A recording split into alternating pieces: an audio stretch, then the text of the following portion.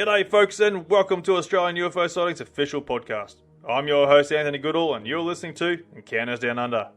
Here we invite guests on the show to tell us about their encounters with aliens and UFOs, where most of our episodes were streamed live from our Facebook page, which gave listeners the opportunity to ask questions to our guests regarding their encounter.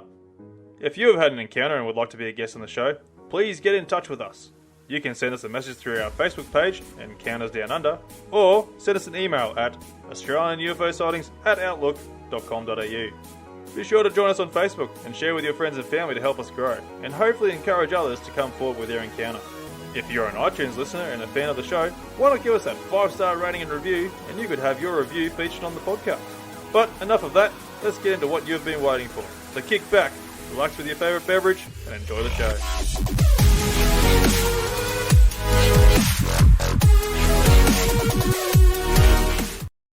G'day folks and welcome back to another episode of Encounters Down Under. I have the pleasure of my very first episode featuring two guests at the same time with people who you might be familiar with who have previously been featured on the podcast. Join Triffon from Unlocking the Code and Grub from Subconscious Realms podcast in this new segment, Encountering the Coded Realms. Also, make sure to subscribe to the YouTube channel Encounters Down Under, where you can see the segments and the images that get provided during the live streams. So tonight joining me I have Triffon from Unlocking the Code podcast there, and also got Grub there who helps out with General Lee with the Subconscious Realms podcast as well. So, boys, welcome to the show. Anthony, thank you very much, mate. Thanks very much for having me. I really appreciate it. Are we all good? Hang on, I did not have these things on. Oh, I've been talking and nothing's been going on. Oh, no. I've messed up again, got too excited. So now people should be able to hear me there. So everyone missed the whole intro. But start again, mate. It's okay. We can... These things happen, mate. Hey, mate. Look, no mistakes. Zero mistakes. Anthony, zero mistakes, mate. Zero mistakes. I'm not that pro yet. But look, I'll start again, guys.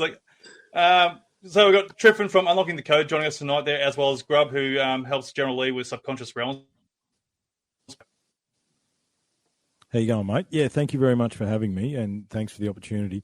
And yeah, looking forward to jumping down the rabbit hole of the UFO, UAP, advanced civilization, right through to some very interesting stuff that myself and Grub have been talking about as well. So thanks very much for having me, mate. And Grub, is that the Pleiades, man? Are you trying to prompt me there? I think that is the Pleiades, isn't it? No, it's actually a quick screen grab I just grabbed, but it didn't all fit. It was actually kind of looking down the center of a kind of like a pulsar star. Oh, so it would have had the ripples of light around it, but yeah, right. I couldn't fit it all in. But hello all. That's awesome. G'day from Sydney. From Sydney. That's awesome. Now, look, guys, this is my first time actually have my own three-way on the show, mate. It's a bit of a we don't say three-way, mate. We say tripod because three-way is tripod is the terminology. Yeah, tripod. Yeah, I'm just saying three-way because you just don't know where it's going to go. Get thrown around everywhere for you know. So where would you like to start, mate? Where do you want to take off from, Anthony? Look, the idea here is basically to try and go down the path here and figure out where this connection is between ancient civilization that's sort of gone through the history and to where the possible lead up or inclusion where ETs or even UTs, extraterrestrials, are in this whole phenomena. Where's the connection here? I know you boys have been diving right down this path of the ancient world and stuff like that and trying to figure out yourselves where this is going. So whichever one of you want to go and sort of start off and where you sort of gotten yourself so far or even where you've led down the path to find where you are today. Yeah, mate. Well, I can start if you want, Grub. Do you want me to kick off? Yeah, well, your 780,000 year story, it's a bit older than my one, so we can start off with that. It actually starts in your backyard, doesn't it? Starts in North Queensland. Yeah, well, no, the Central Queensland? Yeah, the tektites spread across the whole of Australia. Well, I suppose, Anthony, when you first got in touch with me, mate, and said, advanced tech or UFO, UAP stuff, when we talk about anomalies, I think it'd be anomalies, more of anomalies, or evidence, or where do you want to go with it? I thought, there's a whole tech side to it, and I'm happy to talk about Sumerians, Vimanas, where do you want to go there? However, I mean, there's also us, right? Homo sapien sapien, okay? And the fact that we are different to all the other hominids on this planet, and we obviously are the dominant hominid. And the fact that potentially there is evidence that potentially 780,000 years ago, there was a crystalline structure in low Earth orbit that crashed into the planet. Okay, well, no, it fell into the planet. And this isn't just casting the stones. This is according to NASA as well, right? If you look up NASA, they will say that 780, because that's the only reason they've got for the tektites, right? And I've actually got, just trying to be clever here, I can actually pull a screen up, right? All right. So can you guys see that now? See if we can get it across. Hang on. Oh, not that button. Not that button either. Not that one. Not that one? No mistakes, Anthony. Up there, that way. Here we go. There you go.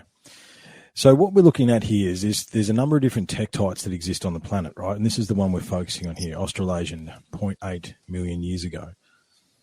Now, why is this important? This is important because the Australian Indigenous creation story tells a story about the Pallades, right? However, the Palladian story is the story that is from around the globe, right? It's not, and the story goes that the seven sisters of the Pallades were chased by the three brothers of Orion across the stars to Earth, and they essentially adapted or evolved the hominids that were here into us, okay? And I mean that this is the shortened version of it, okay? There's a guy by the name of Bruce Fenton does a lot of really good work on this. There's 780,000 is a YouTube documentary. It goes about 50 minutes from memory. It's very well worth watching. But it's also Valerie Burrows was another lady who was doing that work. Unfortunately, she passed earlier this year, so may she rest in peace. However, this is an ancient Indigenous story, okay? And this is not just the creation story of the Australian Indigenous. This is the creation story of many Indigenous cultures around the planet, right? The Palladian story echoes throughout eternity, for as long as we understand it. Now, what are we talking about when we talk about Australite tektite, right? So this is some of it here, okay? There's also, well, I've also got a piece just sitting here. And you can see it's in these button shapes, these teardrop shapes. And the reason for that is it fell into the planet, okay? So if something hits the planet, any sort of meteorite or something like that is going at who knows how many thousands of kilometers or miles per hour, right? This doesn't. It's sort of like it just slowly dropped and then just hit the ground and rolled, basically. So the story goes that this was the Palladian, right? And this is actually the out of Australia story, right, where the original Homo sapiens sapien was evolved here and walked from here out. And there's more evidence for that than you'd think about, but that's probably not for tonight. So the Australite tektite. So the work of Bruce Fenton, he basically had a psychedelic experience, right? And he was in a spaceship hovering over Earth, big crystalline structure, saw the spaceship explode and fall into the planet, and he was part of that. And he had it was basically looking over Australia, and I think before people go, psychedelic experience, right? Steve Jobs. This was before he found these, wasn't it? Yeah. But I mean, when we talk about psychedelic experiences influencing society, pretty much every major invention has one of those behind it, just for the record. Yeah, it's true, yeah.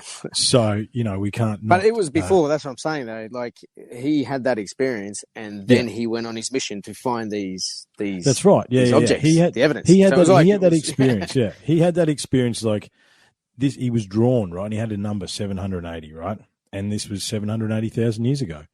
And it drew him to the work of Valerie Burrows. She's got a number of books. I don't have the names of them tonight. However, where she talks about this, right? Where she talks about this is the creation story where they upgraded the human DNA, okay? And our DNA has been upgraded. There's no question in that. And then it's like, okay, so this is the creation story. Where's the physical evidence? Well, the physical evidence is all these tektites, right? I mean, if you wander around and out, you can see most of it in Queensland, right, over to WA. It's basically this thing just fell into the earth and just wiped Australia, across Australia. If you wander around in the bush long enough, you will find tektites, right? And you'll find them everywhere. Okay, so what was a crystalline structure doing in low Earth orbit 780,000 years ago? And if it exploded, the question then became, well, maybe there would be, if it exploded, there might be stuff on the moon, right? Now, I understand the moon is a different story, and let's just pretend that we went to the moon and we went there a number of times and we brought back samples, which I do think we did. What we did there and how was a different story. However, in the rock samples brought back from the moon, there was, if they had found it in Australia, australite tektite. So something not only was in low Earth orbit, however, it exploded in low Earth orbit. And one of the articles that I've actually got in the queue for one of the next EFS episodes is they found a bit of quartz on the moon, right? Now, what is silica? Silica is quartz. It's crystal, okay? So this is potentially our creation story. We were potentially modified by extraterrestrials, right? And there's two main dominant cultures across the planet when we go ancient advanced civilization. There's those who believe in the Pleiades, and there's those who believe in the Orion, right? Think about that for a second, okay? So you've got the pyramids in Giza, you've got the pyramids in South America, you've got, well, actually, I could use this map here. You've got one pyramid in South America, there's one here, and there's one there. And if you basically line them up, across the globe, it looks like the three stars of Orion. And so then, so now we've got evidence, multiple points of physical evidence for this story. Not only is it the beginning story of multiple cultures around the planet, but there's actual physical evidence that we can find, okay? So then the story goes, and this is another stuff, this is some more tektite, right? This is different. This is the Strong Boys. This is their stones.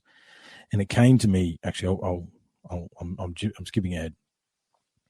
So the story then went, right, so there was a battle that took place on Earth between 5 races, okay? Think about the dominant races on the planet right now. How many of us is there? You would say 5. You could say 7, but 5, right? And this is the shortened version, obviously. Then the space police came and said, right, you guys need to knock it off, or else we're going to step in and we're just going to throw rocks at the planet. Okay, don't worry about your piddly little weapons. You've got X amount of time to figure it out. So then, you can go back into the record.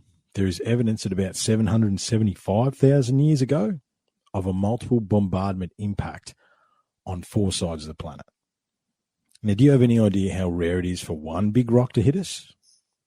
But now 4 on every side of the planet at once, right? Mm. And that's just weird, right? And, when am I saying that that's what happened? No, I'm saying that this is the physical evidence that is left behind, right? And we have to question, because we got upgraded somehow, right? Our cortex, and there's interesting things about our makeup, the stardust in our bones. There's all sorts of stuff that we have to question, right? And it's like, I did a really good episode on it. And you know yourself, Anthony, when you do episodes on stuff and then people go, hey, can you recite that for me? It's like, no, not really. I didn't go back in the back catalogue for all the details. However, it is. We're like a long way down the rabbit hole. It's going to take a long time to.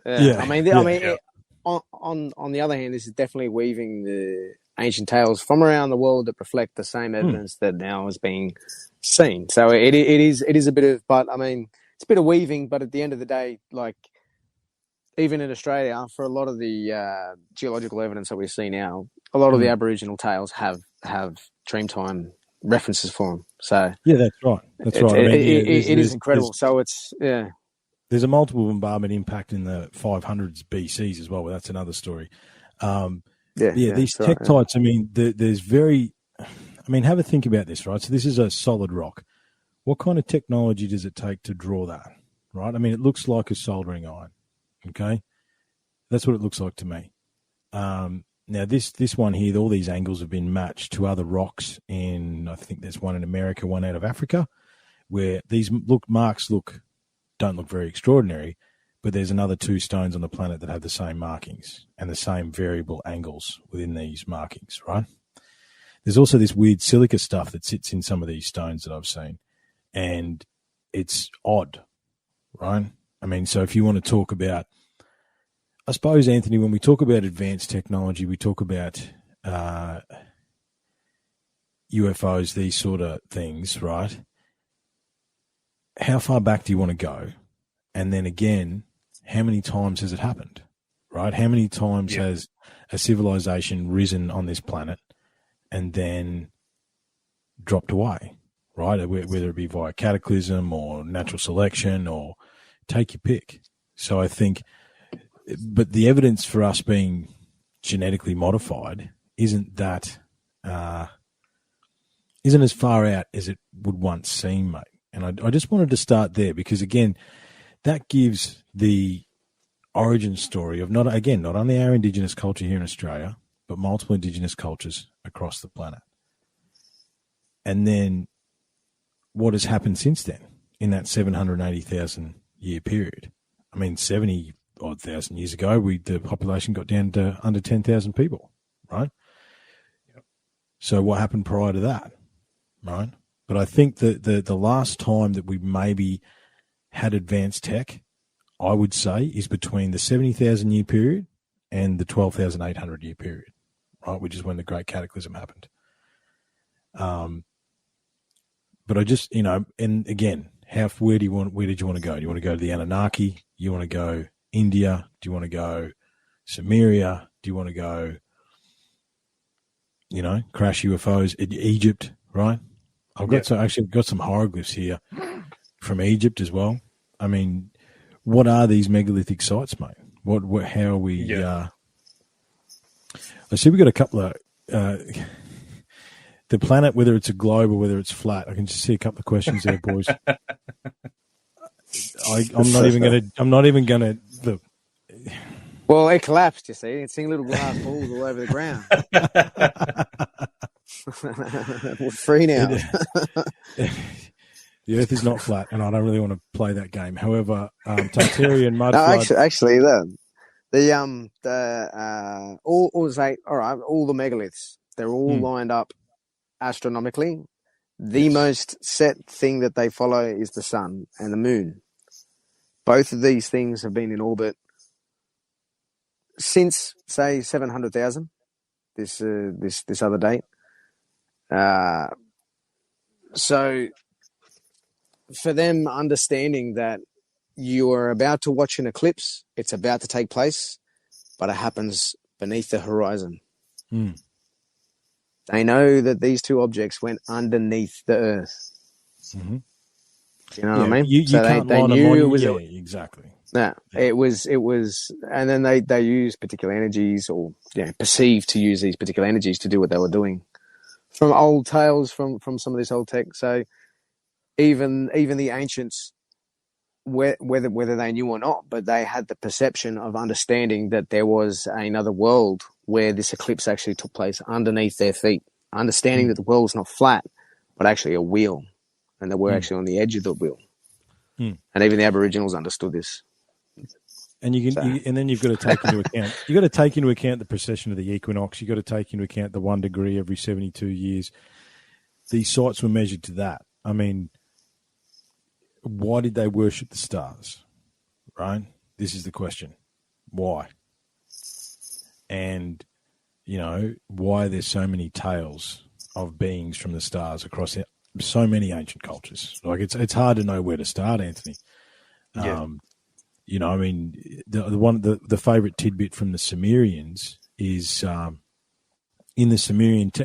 The Sumerian text is a whole different thing. However, I think we've got about 10,000 tablets, and we can translate Sumerian, but I think we've only translated 5%, 6% of those tablets. It is. Right? I think there's about 200 people in the world that can translate it. Something like this, yeah. And in that percentage of tablets, we've rewritten we understand that the Sumerians knew about geometry before Pythagoras, okay? Just for the record. There was an episode on that earlier as well. Yeah, however, in those texts, the Sumerian texts, they said that they knew that the cataclysm that was coming was so bad that they fled the planet. It's like, how do they know that then? Like, how? Exactly. Well, how did they move cycles? These unless it's cycles, of course. Unless it's cycles, mm-hmm. And what actually happens in between those cycles, and the cycles that we don't actually see. Mm. and the ones that we don't perceive. How are we ever going to know that there's a magnetic a magnetic field around the Earth until we had a compass?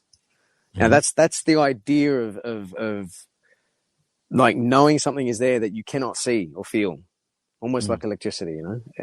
And I think how did they know? They knew because I believe, mate, that once upon a time there was a civilization where science and spirituality existed as one. Okay, if you can merge material science with the understanding of the unknown, then the sky's the limit as far as technology is concerned. There's no laws, no laws of physics. No, there's no laws of physics because they don't exist, right? Because in the ether, it's all etheric. You know, we exist within the ether, right? Which is sort of where we won't go there, Grub, but that's where some of our work's been going recently. So you mentioned cycles, so let's go through. These guys worked out how the cycle of the Earth happened. Right? So precession. There's a couple of different versions, right? So there's in the sacred grid. There's older monuments that align to the other the last North Star, the Dog Star. Okay, and then but those monuments are about 4 or 5 degrees out as well. So right, because you know how the Earth sits on a tilt. Yep. Some of these monuments were built before the tilt or before the wobble, right? Well, see, this is important because they actually understood that okay, there's the sun, but the only thing that's more stable within our solar system that we can pinpoint is actually the north region and its precession, which is a 24,000 year cycle or something.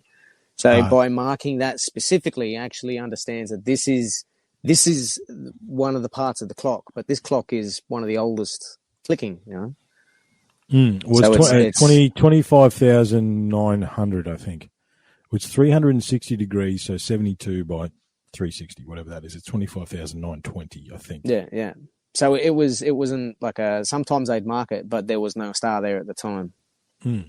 Like you're saying, it would precess around. So I mean, even at the time of in Egypt, it was Thuban. That star is actually one of the stars of Draco.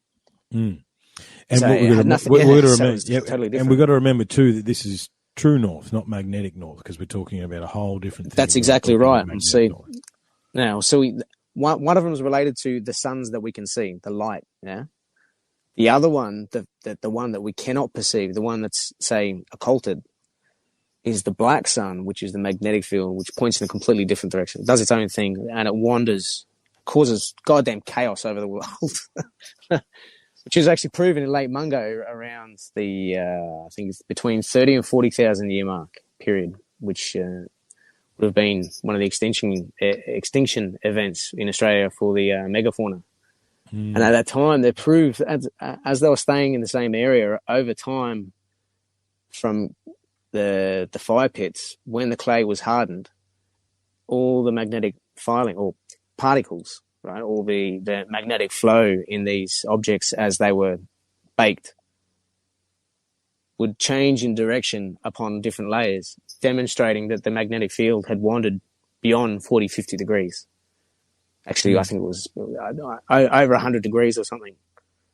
Well, and over this time, they'd all gone crazy and lost total mental capacities. They said everyone was murdering each other and everyone was falling ill and sick. And then a huge tidal wave came over.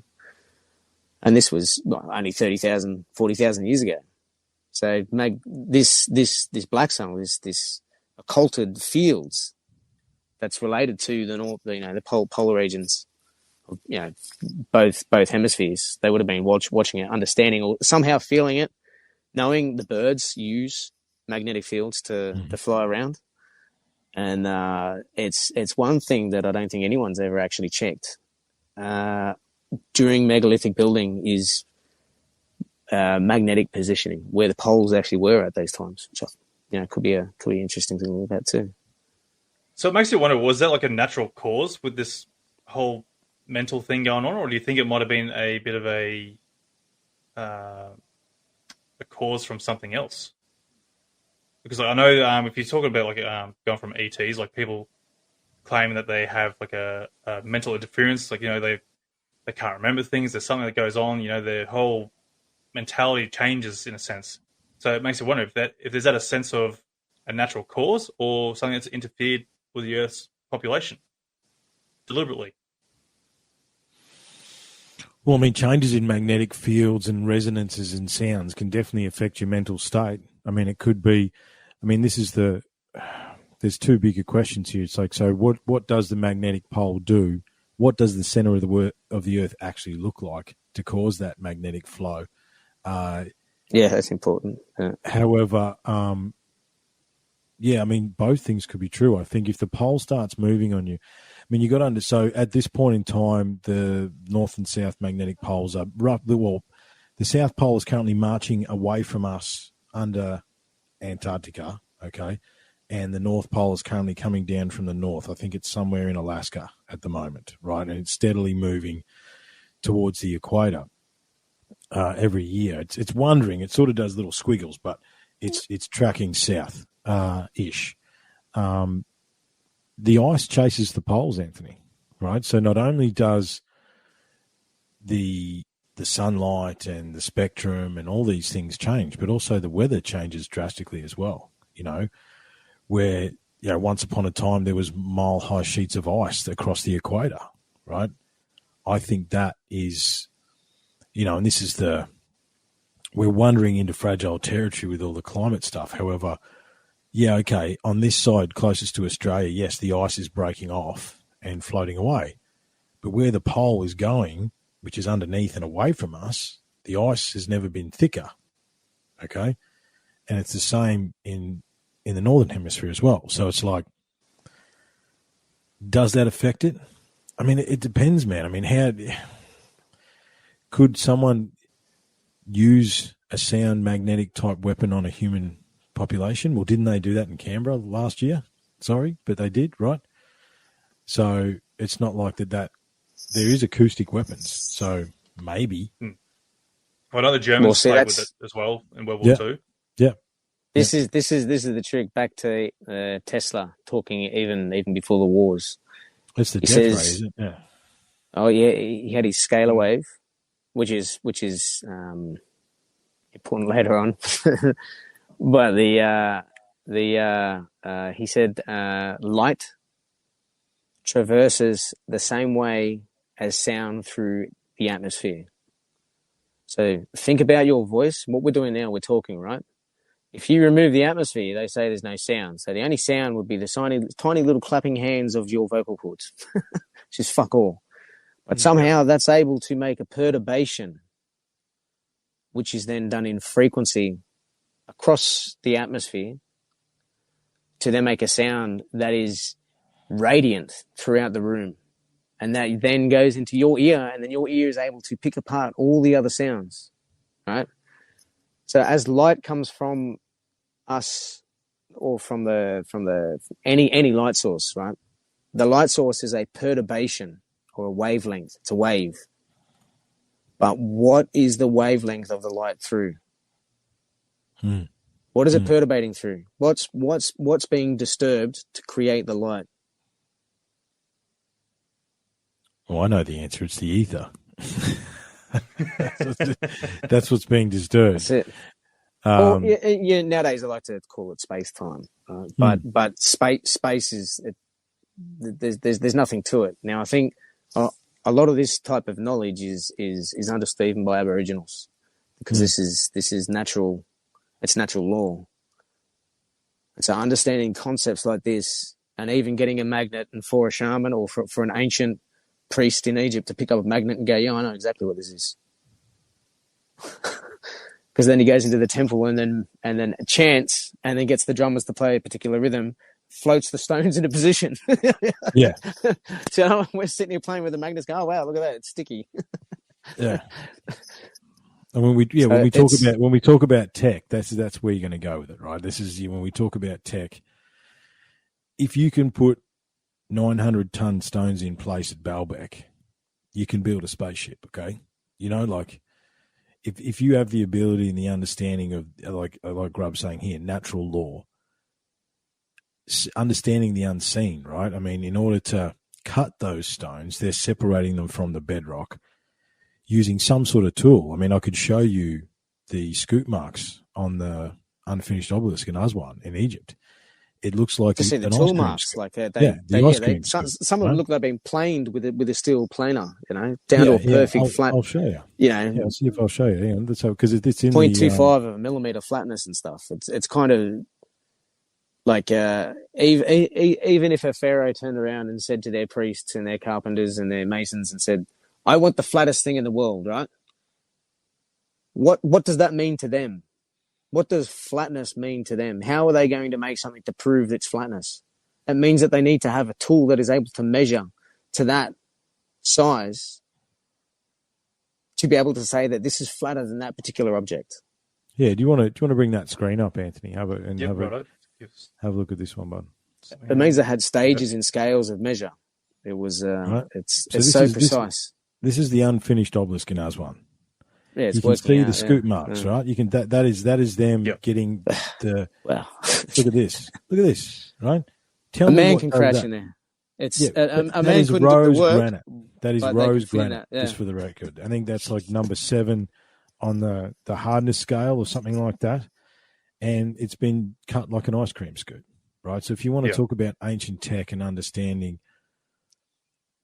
This is where we go. I mean, there's such a deep rabbit hole. We could go 1,000 different places. However, this scoop work here is some of the most amazing evidence for it, right? I mean, look at this. It's like they're just testing it or something. I don't know. It's almost like they're playing with the stone melting gun. You know what I mean? Yeah. That's what it looks like. I mean, how else do you explain it? And how did they do that? You can barely stand in there, right? So the idea is, and this is the mainstream idea, right, is that they did that with copper chisels and some wrought iron tools. Diorite. No way. And the diorite ball. The diorite ball. If you bang it, which is 8 on the Mo hardness scale. So it's it's only a little bit harder, Yeah. Well, I think even copper wouldn't even withstand that. Trying to chisel that. No way. And even iron, it'll take you, I don't know, hundreds of tools just to go and make one little bit of grout by the time you've worn the damn thing out. And this is cut perfectly, right? I mean, this what. And then from that, they're going to move that. They're going to move that and ship that up to, say, Karnak or one of these other cities up north, by the Nile. Somehow they're going to ship that, Yeah. As Muhammad cut said, it on the way, work it on the way precisely. Yeah, that's right, precisely. And then stand it up. Yeah, and then stand up. This is 800. What is it? 1,168 tons. Okay. Jesus. Right, and I spoke to Muhammad Ibrahim. He's a Egyptologist and top guy over there, and he's like, yeah. They just they get some ropes and they lift it up and they put it on a boat and sail it down the river. He's taking the piss, obviously, because you don't just do that. How do you do that? Well, for one, it's going to break when you try and bring it out. Absolutely. The ropes will, and then you got the risk of the actual whole monolith there snapping in half as well. Can I just mention there in that picture you can see a grey blob just above to the center. There's a big grey blob. That's the die right there. No, you go to the center. Go to the center and go up.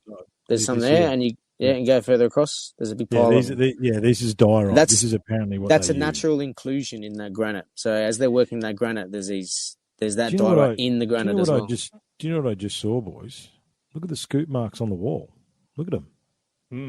Yeah, wow. So that's probably from a prior. Yeah, there's probably another obelisk that's come out of here. Yeah, there's another obelisk that's come out of here. Yeah, you're right. Yeah, it is. Yeah. Those other chip marks there, those square ones are the more modern, where they put the wood chip in. They put like a block of wood, dry wood, and they soak it. And as the wood expands, it'll crack it. But the scoop marks don't account for that type of modern, more modern work. No. I mean, and look, you've got the accuracy of the King's Chamber. Yeah, you want to talk technology, we could talk about the King's sarcophagus. That is a single piece of granite, right? That actually, if you look down inside it, there's core drill marks that still can be seen. We'd have to use diamond-tipped drill bits, basically, or core drills, and just go. That's still core drills. That's right. Just Yeah, they actually that's one use piece. a core, one little ring, and then chip out the center. So somehow their tool bit was so fine, it was able to cut 20 millimeter bore holes using a core drill, which means it was hollow in the middle. So the metal, hollow in the middle, whatever it is that they was. were using, was like paper thin. It was incredible. And then and then see, Anthony, I look at some of this stuff, and I always think about the things that people don't talk about. The chamber, the sarcophagus had to be in there as they were building it because it's too big to come through any of the tunnels. Yeah. That's right. Fucking right. So they placed it's always in. It was in there from the beginning, right? There's another shot of it. That is a single piece of granite, and that we would struggle to do that today. Okay. Yeah. Try and get a granite sheet delivered on the back of a truck without it cracking. Like that takes some skilled logistics today to do that. Obviously, there's the pyramid. What was I looking for? Here we go. Again, if you can move 1,650 tons worth of stone, okay, 64 foot by 19.6 by 18 foot, 1,650 tons. This is in the Lebanon too. Yeah, this is Baalbek, yeah. Very interesting place. Part of the Levant, northern Levant. Very interesting place, right? But it's yeah. And this is the updated version. They found another one that's already been pre-cut. That's like, I think it was more, wasn't it? Yeah, it's bigger. 2,000 ton. Yeah. So not only have they been able to, the thing is, Anthony, I was in logistics for a long time, mate. Even just moving that stone that far would be a struggle for us to do now. Okay. Yeah. They've pre-cut another one, right? And then not only that, they have put, gone the wrong way. They've put 9 of them, like not only are these, look, there's a dude to give you some scale. Right? So what's he, 5, 10, whatever? I mean, look how big the bottom stones are, let alone the platform, and these big ones up here, right? Now, see, these are the biggest stones ever moved on record and placed somewhere, right? Now, the Romans are supposed to have built this, right? The normal archaeological record says that these are the Romans. Yeah, the Romans did it with wood and pulleys. Romans never say anything about it. Exactly. Romans, if it is the biggest stone that they had ever moved, you think they would have put a plaque on it, and also put a statement or have it on record, and they don't have that. They don't have the fact that they moved the larger stones. And the obelisk that sits in Rome now at the Vatican took 2 emperors to move. It took the reign of 2 emperors to move it from Egypt to Italy. 2.5, I think, but yeah, exactly right. Like that, yeah. Two plus. Ridiculous. Emperors. They all died. Yeah, it took two Caesars before they even got anywhere near it, right? Wow. Yeah, I like this guy. You're missing the point. We got some questions. Is that a bloke standing next to it? Yeah. That's a man standing. Yeah, that's a man. That's a man. Yeah. He nearly blended in there. I didn't even see him. Yeah. It's called the Triffon. It's called the Triffon at Baalbek. And so, if anyone wants to look that up, that's there's a dude for those thousands of photos of it. All right. Trying to see if we can. Oh yeah, little frames are in the way. So well, that's right. People can sort I of think make it's it 17 meters long. 17 meters long by 4 meters tall, 5 meters wide. But the other thing about Baalbek, 17 meters long. There's a more modern photo, right? But there's a good picture here where we can see Roman versus the old stuff, right? So I would say this here, that's Roman. This here, this is Roman, right? I'll hang on, let me get a. I think Greeks dabbled in a bit like that too, didn't they? That's their sort of architecture this, as well. This stuff, this here is Roman for sure. This stuff over here, this is all Roman. I don't think this is here. The Arabs came through and rebuilt it too. Yeah. And the other thing is too, we've got to remember, you got to remember it's Baalbek, right? So this is Lebanon. It's to Dionysius, basically the god of sex, drugs, and rock and roll, boys. He's the one, you know what I mean? He's the god, Bacchus. It's the temple of Bacchus. That's right. No, But Bacchus and Dionysius are the same, right? They're just a different entity of the same god, right? So, and it's basically the god of wine. And you're not going to wander into the middle of nowhere to build a monument to the god of wine.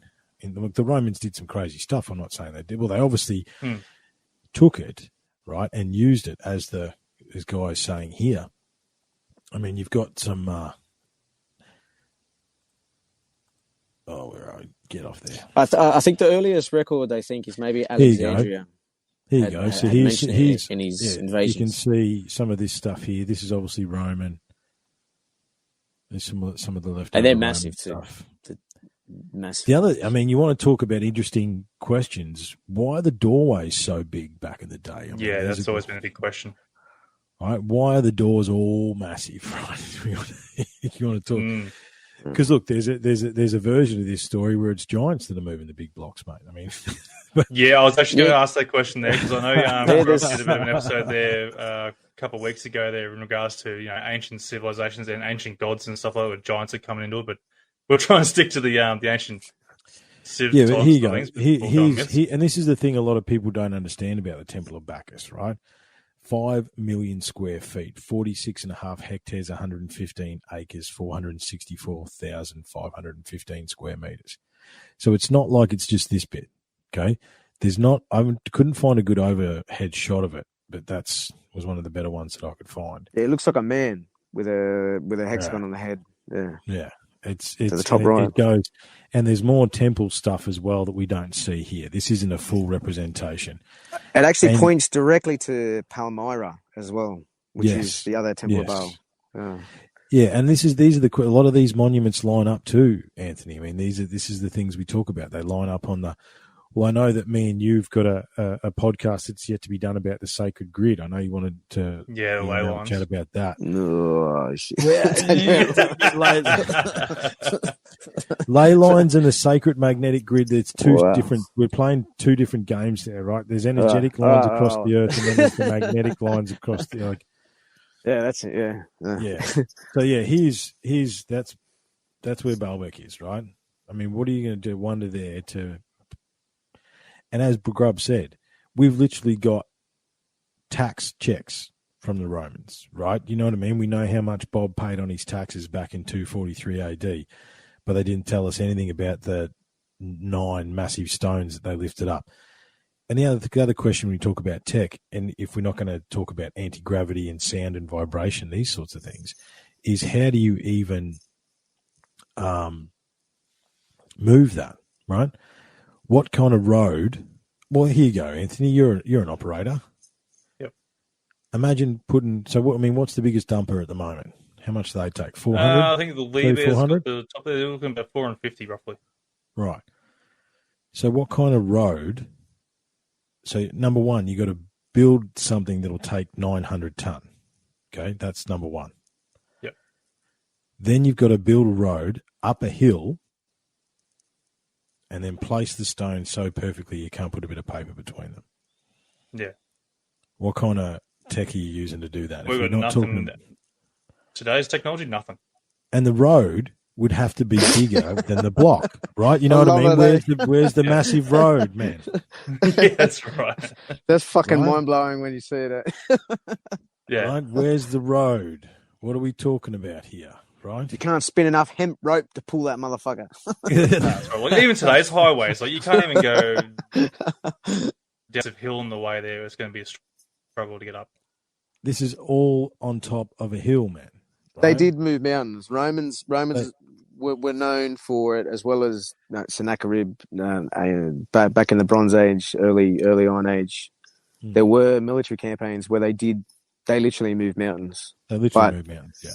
To move single blocks like this is it's not even written on record anywhere. I mean, and look, you want to talk about tech, you want to talk about advancements.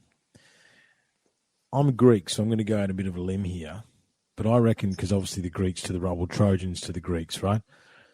I reckon the Greeks stole half their shit. Sorry, but I think that's what happened. I think as the Romans conquested, the Roman concrete is still better than our concrete. The Roman roads are still better than our roads, right? How far? I mean, what are the roads built out of under the jungles in South America? Had to have been. They had to perfect it before they were able to lay it. The tech had to have been advanced. You know? Exactly. Like you're saying, yeah. In order just to, what is it? Let's just take the Romans. Let's step away from ancient advanced everything, right? What does it take to do that? 2,500 years ago. Okay. What does that take to do that? we're doing that with picks and, like different type of picks. And, that's what they're telling us, right? I'm not saying it was done with any sort of, I think a lot of this stuff they think maybe was cast actually, right? Which is even crazier because you're building a mold which is the mirror of this perfectly. And they do talk about that a lot in the occult and esoteric and in art. Talks about doing the mirror image, and especially sculptures, and they were doing plasters and shit like that as well. So they did have that idea in their heads of, the spirituality or at least the metaphysics of making the opposite, the print. So they did a lot of that with wax seals and stuff like that. Absolutely. But what about just the tech boys, right? I mean, in order to understand that, there's a little of geometry, trigonometry, engineering, metallurgy, like logistics, engineering, science, right? We cast our minds back to these civilizations, right? We don't even know how advanced they truly were, do we? Okay. And they think that they're trying to reach what the gods could do. And this is what we're producing. They're trying to emulate the gods. Exactly. So what the fuck did they see to think that this was only merely touching the gods, Like some of the other stories have got the Tower of Babel. You've got other stories of these artifacts not actually being built here, especially, say, with the temple in Israel. There's an idea in the occult sense that it's not just built here, but it's actually built like the Catholic doctrine says, as on earth as it is in heaven. That they're actually implying that when it is built here, it is also built in the other dimension.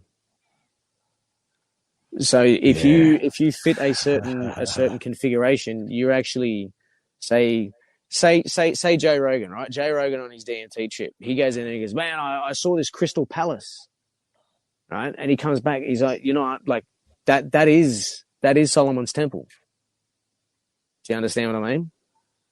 Like that's the concept that they're trying to tell throughout the occult. The idea is that you can manipulate heaven, use the powers of heaven to bring back here, deal with magic and the magi and the ancient Egyptians doing what they did was under the idea that this is what their abilities are.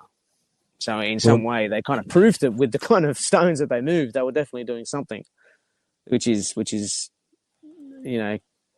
undeniable. I mean, they moved them and put them there on purpose, almost like a message, and left it there to say, look what we can do. As if like go back to those pillars there for the Romans built. Is that one solid structure, or is that in half? The pillars, they stack. They're solid, but they're limestone, I think. Maybe there's stacks there, I think. Because the one in the middle looks like it's a bit of a. Yeah, there's some on the ground here. Where are we? Yeah, you can sort of see them there, right? So 1, 2, 3, 4. So they're sort of built in 4 pieces. Sure, I thought they were solid. Maybe they are. But even that. There is some granite ones there, but there is granite ones there. But what about they're about 2 meters in diameter. Yeah, 18 meters, 20 meters tall. So how do you put this one on, boy? How do you put this one? Look, forget about the big stones here. How do you put this one on, boys? Yeah. Right. How do you put the capstone on the top there? Okay. What's the? Talking about the Greeks. What's the temple there? Oh no, Athena. No, Olympus. The one that's on the mount, the temple on the mount. Olympia. Olympus. Olympus. Yeah, Olympus is Mount Olympus. Yeah, but there's the Necro. No. Oh no, I'm in trouble. Starts with N. Necro. Yeah. Anyway, the top piece that goes across the front that's still there is one single piece, and they don't know how they put that up there. They've got the pillars, and it's got that triangle-shaped piece on the top. That's one single piece, and no one knows how they put it there, right? I mean, that's just another thing. When we talk about tech, we don't understand, the other problem we have too, Anthony, with the modern, there's a better photo. There's another guy. Look at that. Gives you a bit of an understanding, right? And see, I would probably say, look, Grub's right though as well. The Temple of Bacchus has been the scene of many wars as well, right? So I think the Middle East came through and took it over. And I mean, the problem is too, mate, is how old is this thing? You know, what do you even? They say Rome, but that's what I was saying before. It says Alexander the Great said that he mentioned that he apparently got into a hill there, and he looked over the top, and he actually allowed the Persians to actually keep that particular piece of land. They didn't intervene. Keep the temple. Keep the temple. But they never mentioned the temple. He does mention that he looked down on a particular place, and he knew that it was a powerful place, and he said, I'm not going to fuck with that. I'm going to leave that. But that's again, all that's written about it. History's written by the victor. I mean, how many filters did that pass through before it came? Before they said, true too. You know, like, and you know, we'll see. What were they all referring to? What is it that they're trying to? Like we're talking about before with the ether, right? Or this time space, this wall, this barrier between us and the stillness of the ether. Well, whatever it is, everything's being sucked into something, right? Mm-hmm. So if they're using this tech and it's not what we're using now, it looked like Tesla was. He was very close to like nailing it, but people for some reason said no, we can't mess with that tech. Now, is that because there is more of a senior initiator group that actually understand if you use that tech, it is possible to say open a black hole in the middle of Sydney and destroy the solar system? Do you know what I mean? Like obviously those pyramids, they did something and then they blew up, or they had this tech and they've all one of these previous civilizations somewhere.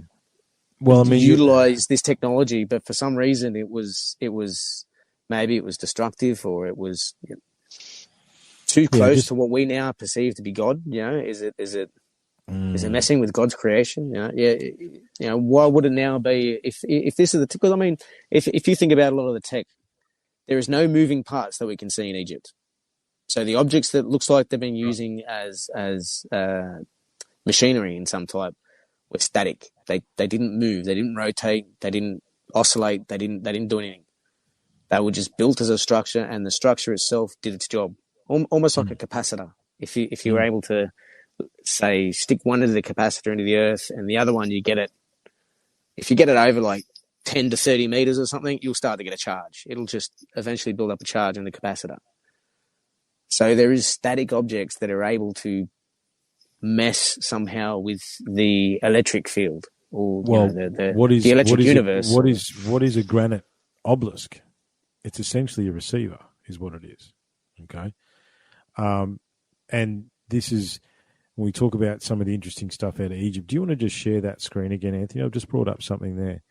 And I'll mate in the comments. Yes, it is the Parthenon. Thank you very much, mate. I really appreciate that. And yeah, I thought the story was the Trojans, well, the Greeks did the Trojans. What was left of the Trojans became the Romans, and then they went back and took everything as well. But you can't leave out the Sumerians and the Persians, the Babylonians, right? And many of these ancient civilizations, and definitely the Phoenicians. They were definitely saying the Phoenicians took from the sea people. Yeah. I mean, you talk about Egypt. I can't remember the dates now, but there's a period for like 3 generations where these random people would come from the sea and just mess with them, right? And they didn't know who they were. But can you guys see? You can see this is the classic hieroglyph that shows the UFOs and stuff on the right hand side there. Okay. Now, the reason I got this picture is because it shows, because obviously when I had Muhammad on the podcast, and I want to believe, one of the first things I asked him was about this, right? And he's saying they are absolutely genuine. No one is not real sure what they mean. I mean, it looks for all money like a helicopter, a tank or a boat and a flying ship, right? That's what it looks like. In our mechanical understanding, that's what it looks like to us for sure. And they are 100% genuine. And the reason I show this photo, and I'll back out of it a bit, is you can see there was a covering over these hieroglyphs, right? This temple was taken by somebody else, and they had like a slab over these hieroglyphs, and then it was an earthquake or they moved something or something happened, and this literally just fell away. And for many, many years, you weren't allowed to see these ones, but you can see them in the flesh now. Yeah, right. I did see, if you can zoom in there, just underneath the helicopter there, they're supposed to say, you can see there's like 3 lines, vertical lines. And if you go beneath that, there's another 3 lines. And if you go just to the right of that, there's another 3 lines. So those 3 groups of 3 lines is known as the 9 arrows. And they're supposed to be the enemies of Egypt. So if you can see that there's another line, it looks like 3 humps almost. Mm-hmm. That means if you think they're like the Hyksos, the hookah shit, they're supposed to mean other lands. So they say that they were filled in and said that was at one stage it said that the 9 arrows or the 9 bows, and then they filled that in and carved that other horizontal glyph over the top. So that was their evidence to say that was recarved and then refilled in. Yeah, that was the archaeologists' idea. That's what their conclusion is from that. Yeah, and that's sort of echoed by the guy in the comments. Yeah, is that they were written over it, right? That is true. That is the current academic position. It's also the current academic position that multiple chambers don't exist under the Sphinx, but everybody knows that's not true either. Yeah, no, that's even what's his name? Aziz, whatever his name is. Fucking, he proved it too. The guy that's trying to hide everything. What's his name? Oh, bloody Zahi Hawass. Yeah, that's it. Yeah. Hawass. Cool fella, but he actually has photos of him actually climbing into those tunnels. Yeah, he's already been in there. Yeah. I mean, what's the reference to the bug? The scarab beetle. The insect. Is it a scarab beetle? It doesn't look like a scarab beetle. No, that's a wasp. Wasp. Okay. It's either a bee or a wasp, and so the bee is obviously the queen bee, and the whole idea of the queen bee being different genetically as well from the other bees. The idea though as a wasp is you need a wasp to actually pollinate a fig, and the way it goes into the flower. But a fig flower is actually goes back to the magnetism. The fig is an inside flower. It's inside out. So it's like reversing. It's reversing nature. So in the laws, this is some sort of seal law here too on the left, isn't it, Grub? Because it's got the rim around it.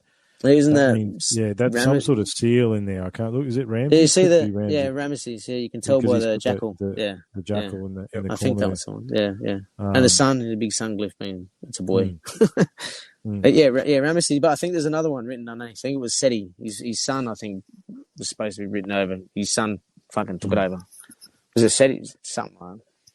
But yeah, I mean, look. The thing is with this stuff, mate, is that we've sort of been bouncing around like a pinball machine, sort of here, Anthony. Did you have any specific questions or any specific things where you wanted to go?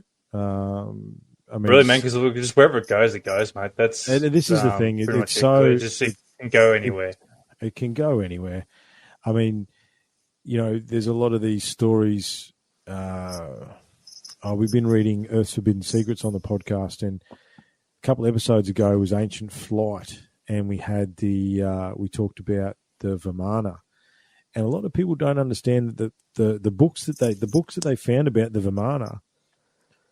My interpretation of Max's interpretation, and a bit of research since I've done since then, was what they found for the Vimana sounds like a flight manual, right? It sounds like if us 3 are fighter pilots back in India back in the day, you get given a flight manual, right? Because these books go into like different variations of vehicle, the performance statistics, the fueling, it looks like an educational book that they've found, right? I mean, and they're talking about nuclear war in the sky, right? We could start a discussion about the trinitite, the nuclear glass that is found in random spots all over the globe. And the only reason we call it trinitite or nuclear glass is because we know that it gets created after a nuclear blast, right? Yeah. I mean, and this is in the middle of the nowhere, like what are we talking about there,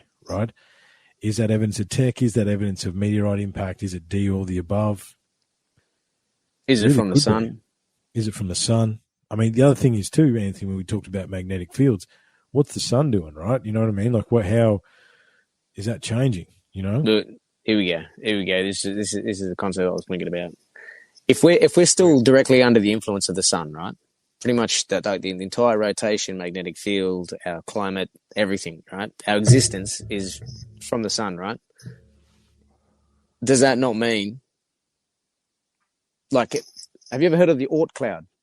The Oort cloud is about a 50,000 AU, so it's 50,000 astronomical unit sphere that's around our sun, and that's supposed to be the extreme limit of the influence of the sun, right? So that's supposedly where a lot of the larger ice comets come from. The larger comets, they get disturbed and then they sink and they fall down the say the north or south pole of the sun, like a almost like falling down. Shot out of the Oort. They shot out of the Oort cloud. Yeah, they fall like a, what do you call it, like a hurricane. So they come from there and they'll circle up and then they'll fall through, right? And they'll circle down. But this Oort cloud is the outer influence of the sun. So once you're outside of that, you're outside of the sun. We are one astral unit. One distance between the sun and the earth is 1 AU, right? This Oort cloud is 50,000. So we are literally, from a distance, we are quite literally within the sun. If you go outside of our light spectrum, infrared, for instance, it would look as if we're in the sun, if you know what I mean. So that the fields, if this invisible world, this world that we can see, the light frequencies that we can see is one fall of one wavelength across the entire spectrum. If you go from that, say, that perspective, say, like okay, I mean, light frequencies, I can't remember how many hertz for light. It's like terahertz or something. Well, we can only see less than 1% of what's going on around us anyway. That's right. Like the hertz that we can see, even it's 713 to something like that. I can't remember. Don't quote us. However, we talk about. But you notice though, that there's no. We don't see repeating colors as in a wavelength. We only see from, say, the blue spectrum to the red spectrum. There's no we can see the shade difference in it. But normally once you go past a certain frequency, you're out of that spectrum completely. So what I'm saying is we only see one fall. So we see the descent. So hang on. It's complicated, right? It's tricky, right? We've got light, we've got transverse waves, and then we've got longitudinal waves, right? So the transversal wave is time. So each cycle that we go through, or each cycle that the light wavelength goes at, that is time as it goes up and down, up and down, up and down.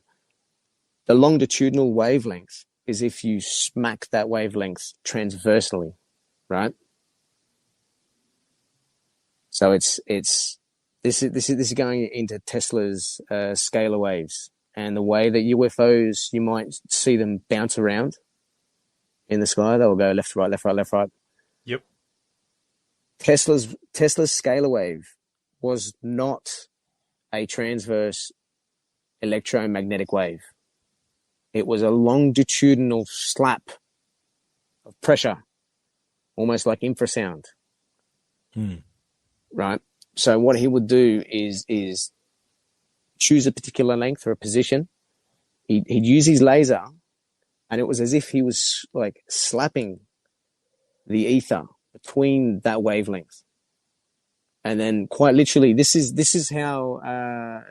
why I'm starting to understand why there's no particles, because in the idea of this, it's all fields. Everything is fields. Even if you go down to the smallest atom, you get a hydrogen atom, and you look in there and they say it's 99% nothing. It's space. But it's not. It's 99% magnetic fields and oscillations. It's just we don't see them. I think, yeah. Well, what Grub is talking about here is the ether, okay? Now, you want to go back for a It's second. how it's not actually electrical at all. It's you have an up and down wavelength, and then you sync it, you drop it, and it's such a negative drop that you actually start to send a shockwave through the radiant energy around you. Basically, is what Tesla was referring to, and he would actually send the radiant energy around us, or the ether. He would start to give that inertia, and he would start to spin it.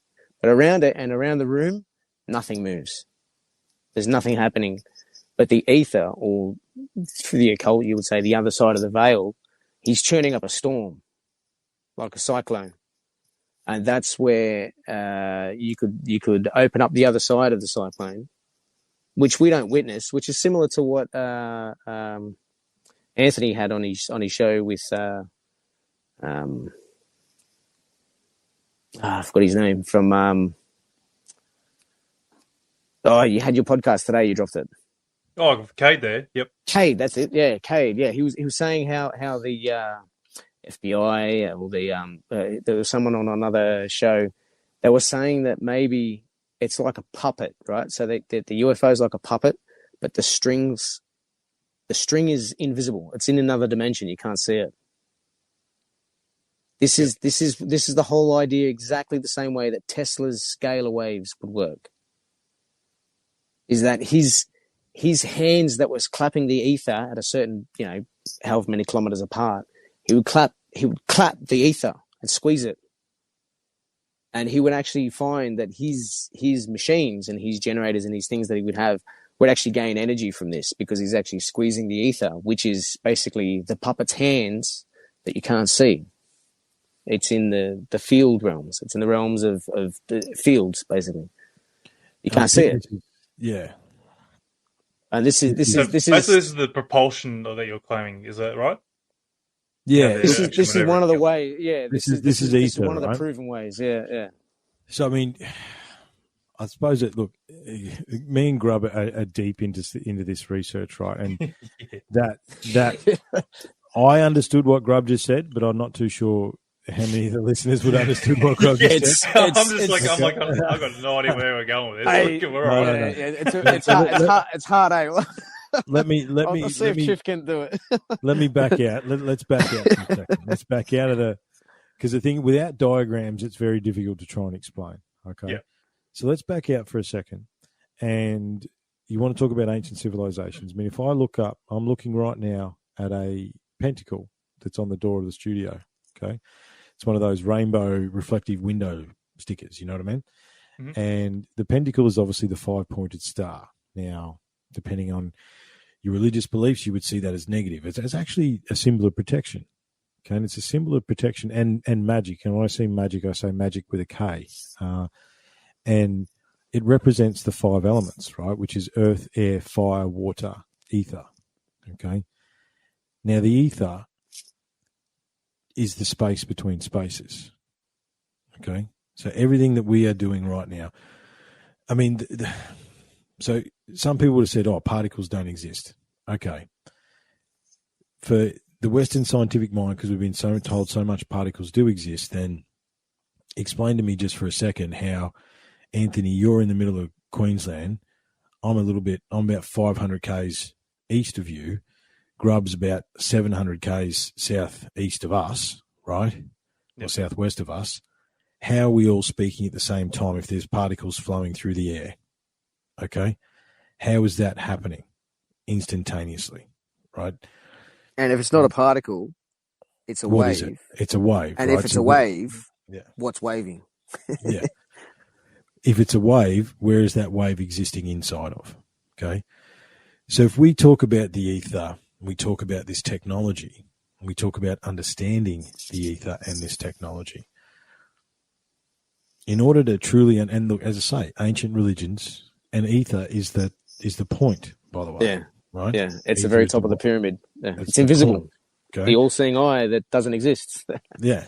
Right. So the only way that you're going to even begin to contemplate understanding the ether and understanding how to move a 900-ton stone or how to manipulate this force, field, whatever it is by knowing that it is there.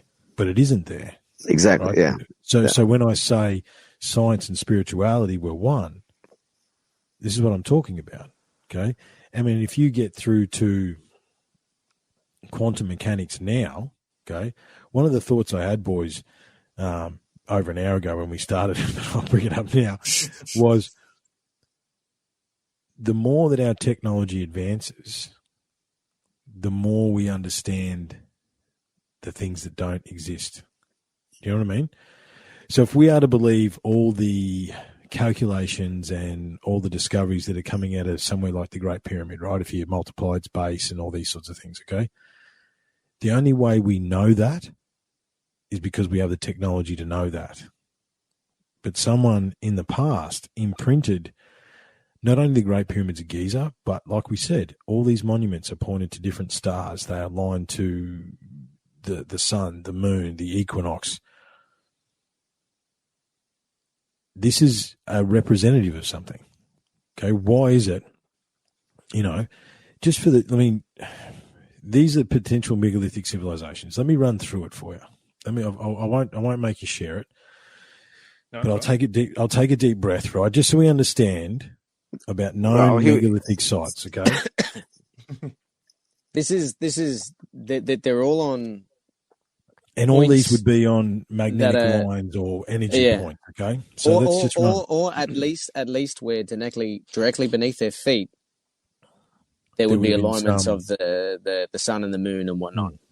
Mm. So you would find them that they would have to be within the tropics of Cancer and Capricorn, and the directions of them.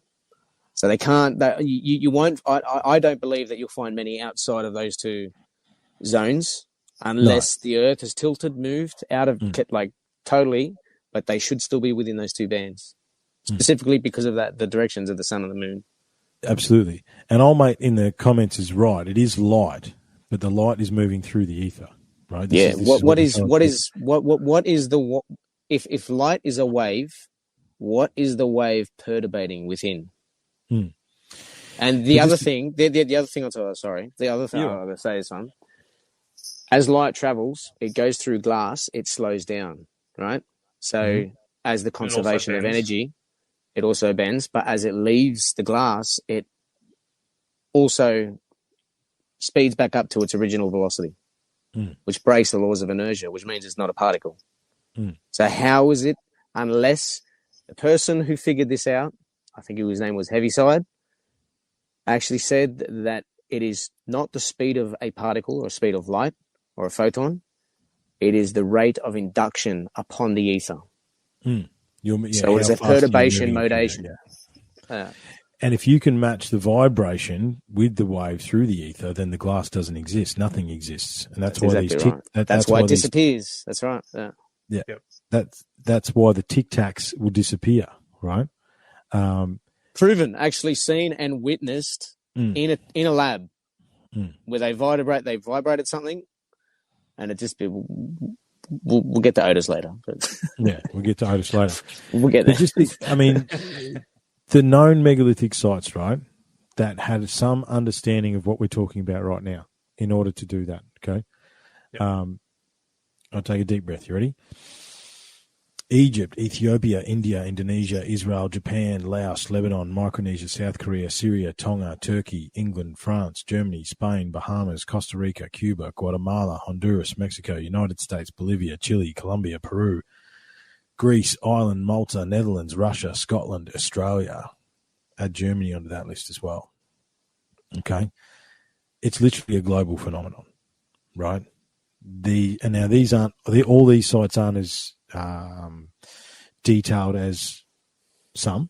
Okay, obviously the stuff in South America is a lot more impressive than some, but you got to understand that a lot of this stuff was destroyed as well. Okay, I mean but to understand the ether is to understand how. How do you manipulate 900-ton stones, right? So I mean, you look at those scoop marks. Okay, so before we get to flying craft.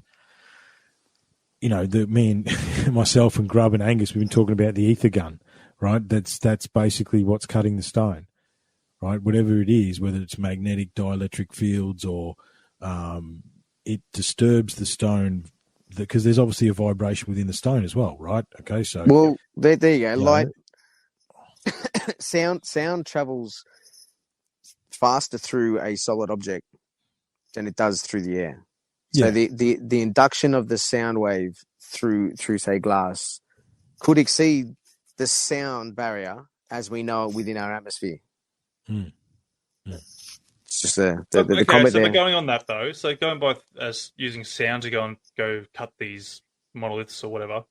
Mm-hmm. Now we know that sound travels in a wave. How does the structures not get afflicted or cracked by the waves traveling through this? Like, how is it so accurate to keep a straight sound wave or beam, I should say? There you go. That's a good question. We ultimately don't have these answers, but explain to me what else it is, right? Like this is in order to make those marks, if you're going to melt stone, which is basically what you see in a lot of Peru and stuff like that, where the edges of the stone look like it's been melted, right? So if you're cutting it with our sound ether gun, okay, and to put it in a mechanical sense, Anthony, it'd just be a dial, turn it up or down, right? It's only It'd actually be more microwave. It'd be almost like a radiation, which literally disintegrates things. Yeah. And actually, it breaks the bonds between things. They use plasma, MIT, and again, as technology evolves, right? In MIT in Boston, they used a plasma gun to melt granite. Right, I think granite melts at 2,000 something degrees Celsius, 2063. Yep. Don't quote me, but I think that's pretty close. So you're essentially making this stone malleable, right? You're taking one of the hardest substances that we understand, and you're making it malleable, right? The other thing when we talk about comms and we talk about this sort of stuff, I'm sort of looking at the fiber optic and the Ethernet and the glass, right? It's all crystal too, boys. You know what I mean? This is everything that joins us together. It's also crystal, right? It's fiber optic is silica is crystal, blah, blah, blah, right? You're looking at me through an LCD screen. Your phone has a quartz plenty receiver. Of crystal and granite too. Yeah, exactly. Great. The rose granite has a very thick band of quartz crystal, and which also, the receiver. Just some of these things too. That the granites that they actually chose were so deep under the ground to get these massive pieces. When they did raise them out of the ground, or at least remove the material on top, the pressures had changed. So all of a sudden, these stones that they're removing and then standing up are under tremendous amount of pressure within themselves. So the piezoelectric ability in it is slowly releasing once it's lifted to ground level, or at least once the pressure has been removed from it out of the ground. Yeah, there's going to be a change in pressures, and suddenly these crystals are slowly releasing this static charge that they've got within them, or this piezoelectric charge. And this is the question, right? This is the question when we talk about ancient tech. How did they do this? What are they doing? What we see, in the big megalithic sites, so some of the ones that I just mentioned, the sites there, one of the things that we see missing is, look, there's no other real way to put it, but the control stone or the power crystal or whatever you want to say, right? There's something missing from these sites that harnessed the ether, right? That harnessed whatever it is that we're talking about here. And we can't, and as these guys had an understanding that we just don't. Well, right? This is the thing. The idea of actually harnessing the ether or controlling it like man. I mean, in the way that I can kind of understand it now. There's a guy called Ken Wheeler. He's fucking genius, eh? He's rude as fuck. He's annoying. He's very annoying, but he's a genius. The dude drops these little hints that you just, oh, holy shit. But his idea of just it's magnetism, right? So the oh shit, I forgot what I was going to say then. Magnets. Well, that's right. Yeah, no, sorry, that's right. Yeah, the very center of any magnet, you get the most powerful magnet in the world, right? And you get a Gauss meter to read the power of them, the magnetic fields, and you put that magnet. If you could get it into the center of the magnet, there is no magnetic field. So in the very middle of the magnet is opening a vortex. It creates a there is nothing. Hyperboloid. So it's like a tornado, but with a mating tornado beneath it. So there's this vortex, but within that, right, is what is the ether. That's where it sits. And the point is with that though, is it's nothing. It's empty. It's a gateway. So it's a portal. It's Babylon, which means the gateway to the gods. So maybe instead of the idea of harnessing it within ancient record, there is ideas of actually doing this and actually going through with the understanding of the natural law of what the ether would be actual. You would have to open a portal or somehow part a gap in our space to then enter enter the veil, as I would say. So like you're saying, it's all there. Yeah. So let's put this into perspective for the listeners, okay? So the most basic round, the fridge magnet that's on your fridge right now, okay, has that, what Grub's talking about. So you can expand it using magnets. But tell me, what does a cyclone look like?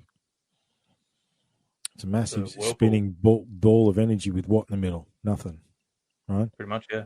What does a galaxy look like? Right? Same thing. Same thing. It's a big spinning thing with nothing in the middle, right? When we see, and if you think the idea of the nucleus and the particles, it's the opposite of that. The particles in the middle, or whatever it is, right? The bond is in the middle, and around it is nothing. So that's the opposite. That's the reverse, right? And maybe that's the reason they knit together. This is a thought process right now. That's how they knit together. That's how something becomes solid, right? Because the empty and the unempty meet, right? And then that creates matter. Yeah, I see what you mean. Yeah. That just came to me we can't from our perspective, from the human eye, we can't see the fields, but we can see the plane of inertia. So, which is again, the plane of inertia is in every magnet, and it's actually the source of the north and south pole of a magnet, because no magnet actually has a north and south pole.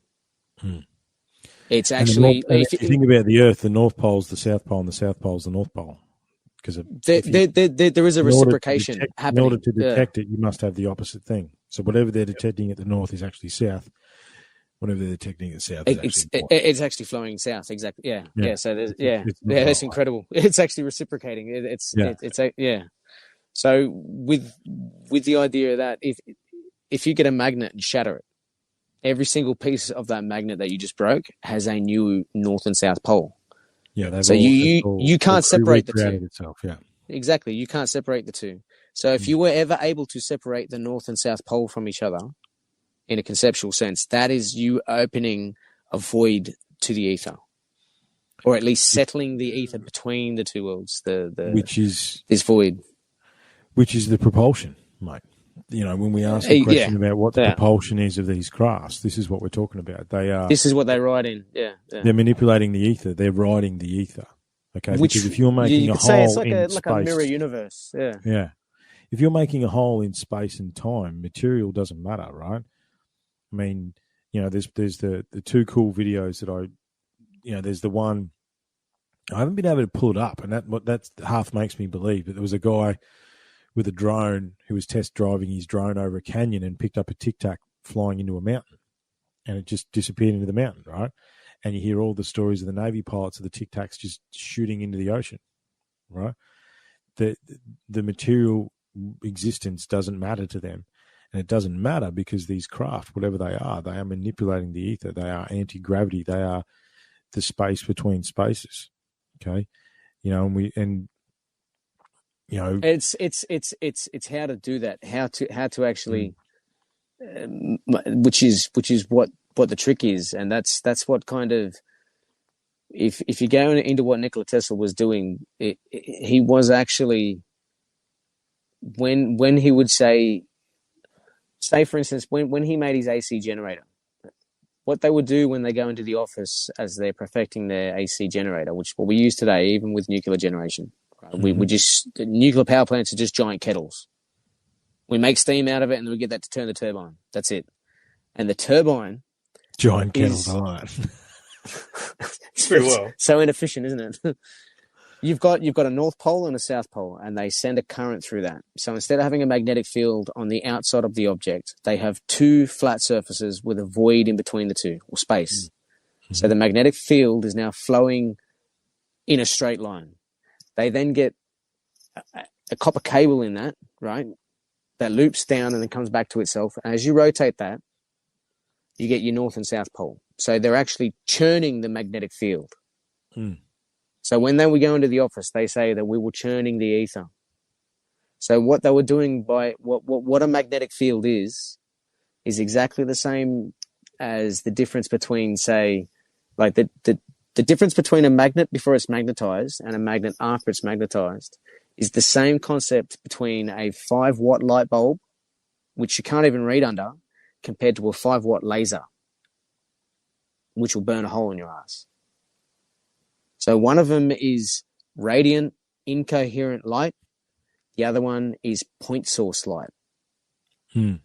So if you magnetize something or if you send electrical charge through something, you need to make all the particles and all the molecules within that, you need them not physically, but you need to get their fields and their magnetic or their quote unquote electron.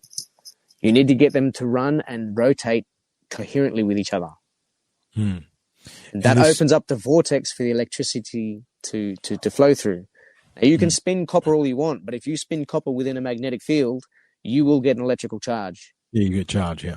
Yep. Now, the thing is, though, is the electrical charge is just, all it is a disturbance of the ether creating an induction at a certain modality, creating an electric current or a volt or a watt. Mm. So even I think it was either the volt or the watt, like the person who discovered it and then measured it and then made it a unit of measure actually said that it is not a particle, it is a rate of induction in a certain modality of the ether. Mm-hmm. and that this other dude was calling the AC generator, it's just an arc form, or it's just an archetype. It's just an archetype of geometry, which is called the right-hand rule. But that's it. Now, the right-hand rule, magnetic field of the Earth even affects the cosmic rays when they come in and hit us. They instantly, as soon as they hit a magnetic field, they'll instantly turn to the right. They'll spin to the right if they're a positive, spin to the left if they're a negative. But the negative, just exactly the same way as Venus, it's upside down and rotates the opposite way. Right? But if we turn the galaxy up or the solar system the other way, you'll notice that suddenly Venus turns the right way again. But everything else turns a negative. So that's what your negative charge is. And Earth turning the way that we turn, we are the positive charge. Yeah, because we rotate right. Yeah, that's right. Yeah. Yeah, but there's actually no physical difference between the two of us. But like Triffon was saying, back onto this, is that from our eyesight looking outwards, we don't see the fields. We only see the matter. But if you go from the opposite and you look the other way and you go down, you look down at a little particle, you realize that there is no particle at all. It's just a field. And like Triff was saying, exactly, you've got to mate those two together to understand that that is the reality around us. You can look at trees and see the way that they grow, and they almost like growing like an upside down lightning bolt. Well, I mean, if you and the thing is too, that as within, so without. You want to talk about a tree. The tree looks exactly like the root system of a tree looks exactly like the veins that exist within us. You know what I mean? Like you talk about the tree of life and you match it to the human. It's as within, so without. This thing repeats itself up and down the spectrum, whether it be materialistically or not materialistically. But I think from a physical manifestation of, say, a UFO or a UAP, the best one to think about is Otis Carr. I'm interested to hear if you know anything about Otis Carr, Anthony. Do you know anything about Otis Carr? Not really. I can't really think of him off the top of my head of who he is. I might have seen him somewhere. I'm just going to look at him. I never heard of him until I fucking heard of Triffon too. So, unlocking the code, I have to say. So what happened, long story short, was I went looking at Nikola Tesla and I found Otis Carr and I couldn't leave it alone, basically. Is it Otis T. Carr? Otis T. Carr, yep, that's him. Yep. Now, just let me share screen again. because this is the juicy stuff that your listeners want to have a think about. So I'm just going to leave that there because this is a range of blueprints, and there is actually registered patent blueprints for a flying saucer. Yeah, look at this. The big news is space, and leading the way into space is the OTC X1. So if you go back to the early 1950s, anti-gravity tech is the next big thing, okay? And then in about 1954, pretty much I think just after Otis Carr flew his UAP, nothing. You see and hear or see nothing about anti-gravity technology. Now, anti-gravity tech, the OTC X1, Otis Carr, there's like literally, I don't even know, I think there's 8 or 9 hours of Otis Carr stuff on Unlocking the Code, so look in the back catalogue for that. We're already an hour and a half in. I'm not going to go into that right now. But we go in depth into Otis. Long story short, he was a protege of Nikola Tesla. And Tesla, and he already had some of these ideas, but Tesla gave him I think this might be them there. These things here, right? See these things here? These things in the corner here? These are neutrons or orgone accumulators, okay? I mean, these are literal blueprints for a UFO. Okay, we can see them here. Here's the neutrons. Actually, you see the top, that one you zoomed in now. If you go up to the top right-hand corner, that's that one there. If you can zoom in that one there, that's his. He actually removed it from the device for the patents because it broke 2 laws of physics. Yeah, we don't know what the neutrons are. The problem is because he left them out of all his patents because no one really wanted to. I actually, I think I might have figured it out, but actually it's written in that top part there. If you look at that one there, that coil there you see in front of you, that pancake coil. Mm-hmm. This one here. Yeah, what he's done is that pancake coil, the center of the pancake, like the smaller diameter, is the top of the neutron, which is what you can see below that square. If you notice the square, if you look at it square on, or as you can see there, it's a square with a diagonal line. Now, if you then turn that and look down one of the points, that's at the top, it's about 2 o'clock. If you look down that, it's actually a circle. So he squared the circle in a geometric sense, in a 3D geometric sense. And then he made that coil. It's a coil. It's actually 2 coils mating in the middle. The coils are these pancake coils, which is just up to in the center there. Yeah. Mm-hmm. And these pancake coils, they're called bifilar coils. And it doesn't run on electricity. It uses electricity, but it's not the electricity that they're after. As the electricity funnels in, he's got the negative and the positive both running the same way. You'll have to look it up yourself. It's called a bifilar coil. It's 2 wires rolling the same way, right? It's here, right? You can sort of see it in here. That's probably the easiest way. In the inside, let me try and speak some English here, Grub. It runs on dielectric rather than the magnetic. Dielectric and magnetic fields. But basically, you've got 2 counter-rotating sets of magnets with these neutrons in the middle. And you can see here, what does that say? Disintegration or something like that, right? It's creating a bubble. Disintegration.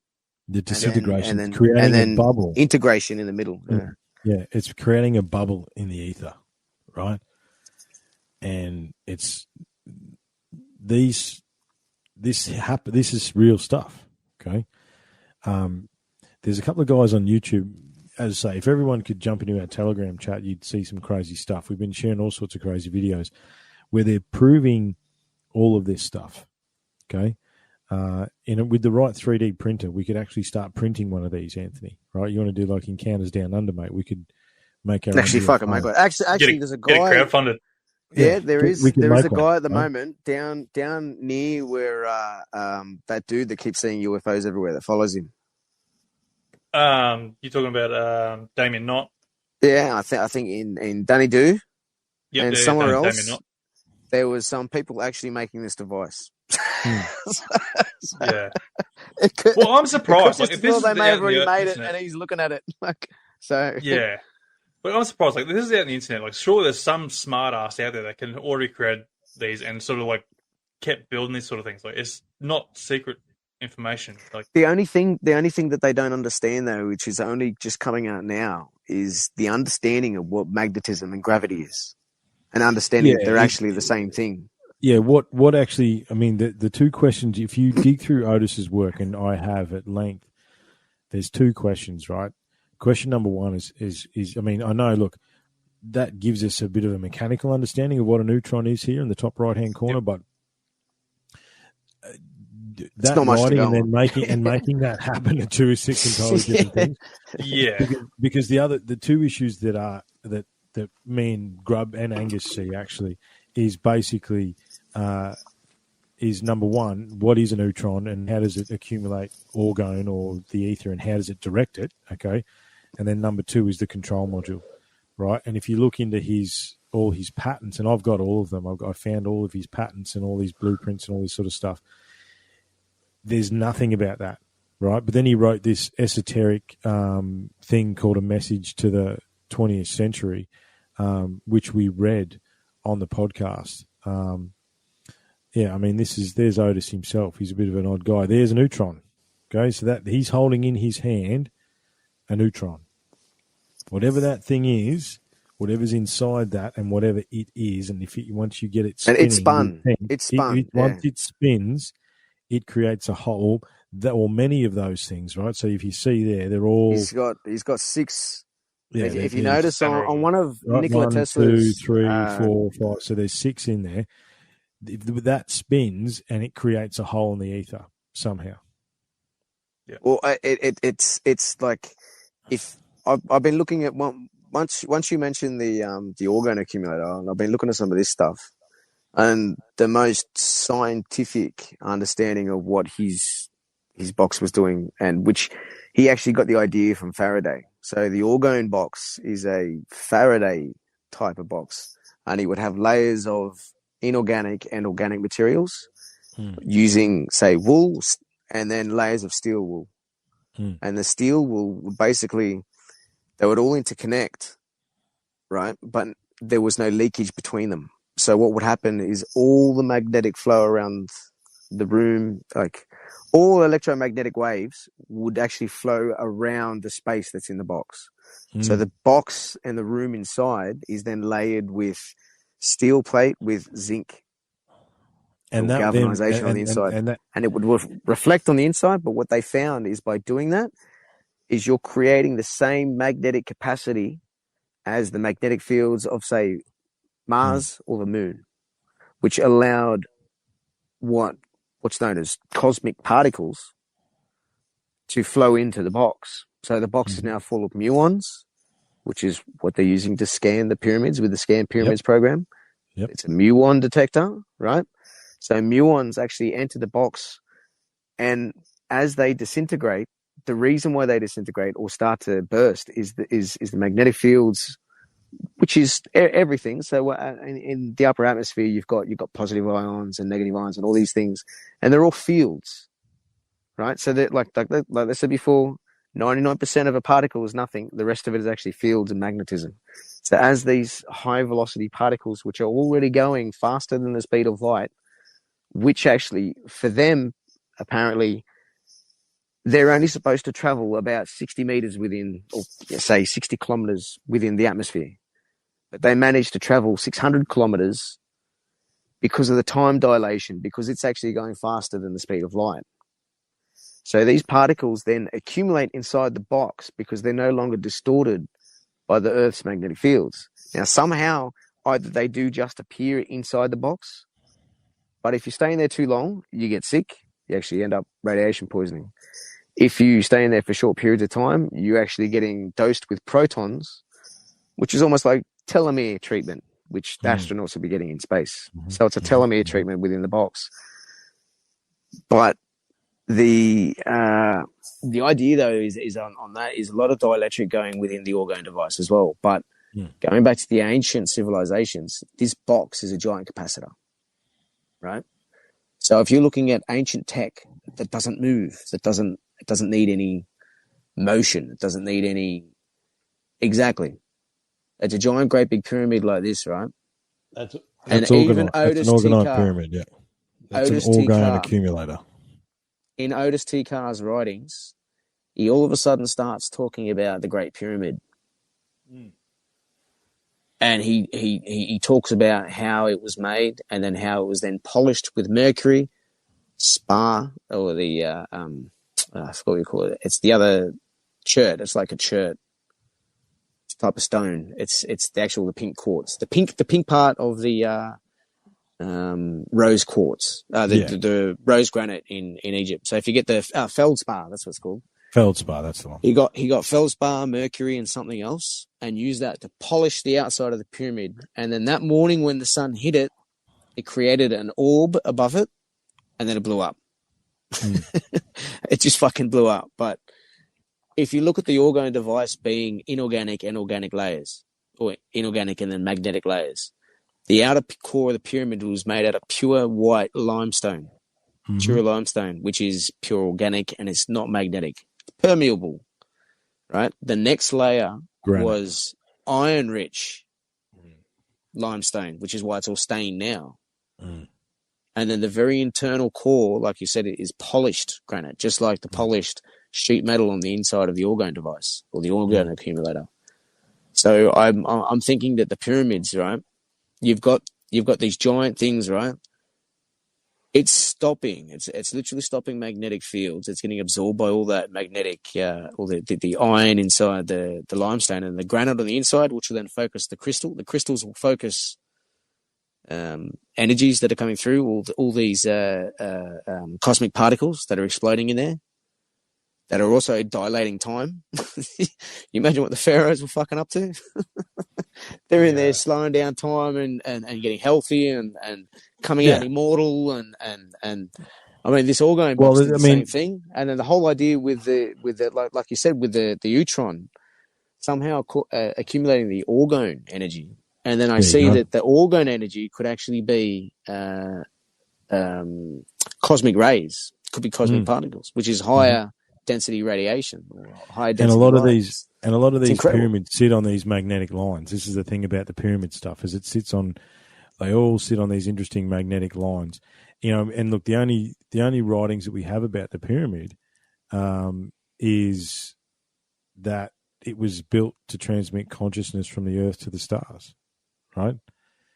You know, and this is the thing about the ether, boys, and this is I've just fell down a rabbit hole of Otis T. Carr. There's a whole heap of new photos that have actually come out that I haven't seen before, which is interesting. Anyway, I'm going to have to save some of these pictures later.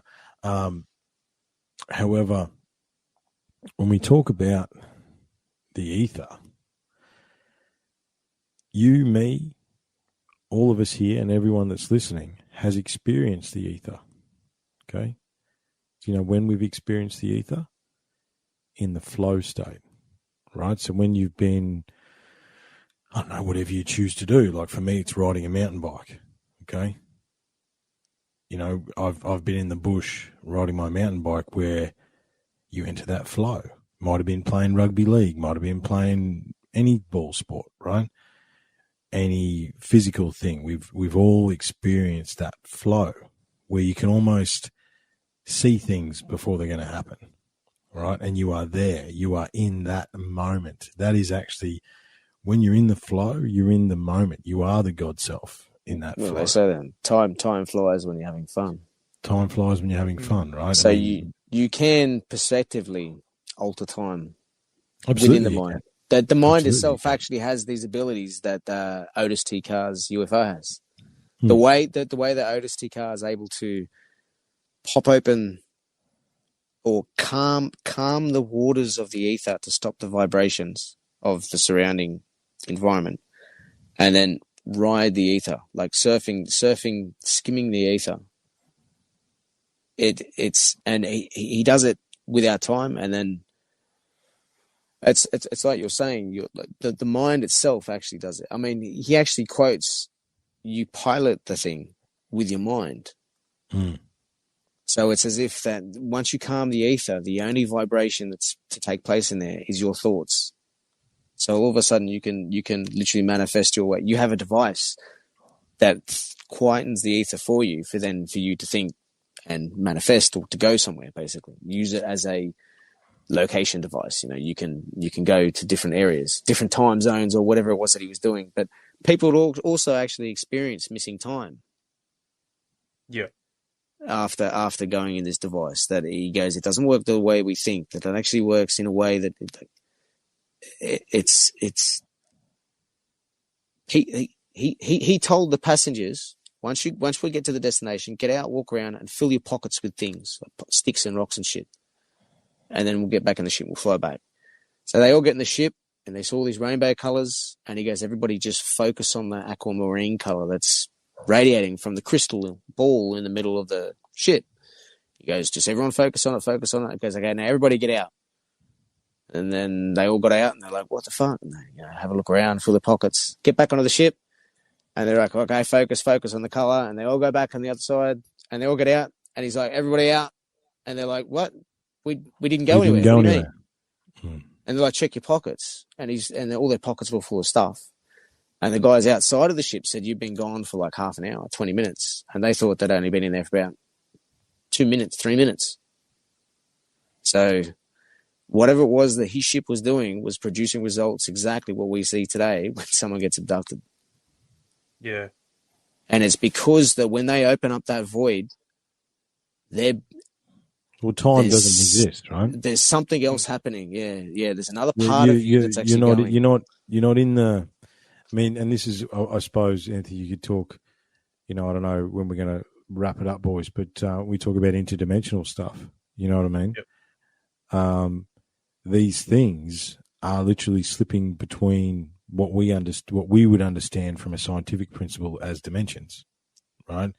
Because the three-dimensional existence that we, that we're all sort of sitting in a chair, we're feeling with our feet, doesn't matter to these machines and potentially these beings, right? If you want to be totally crazy about it.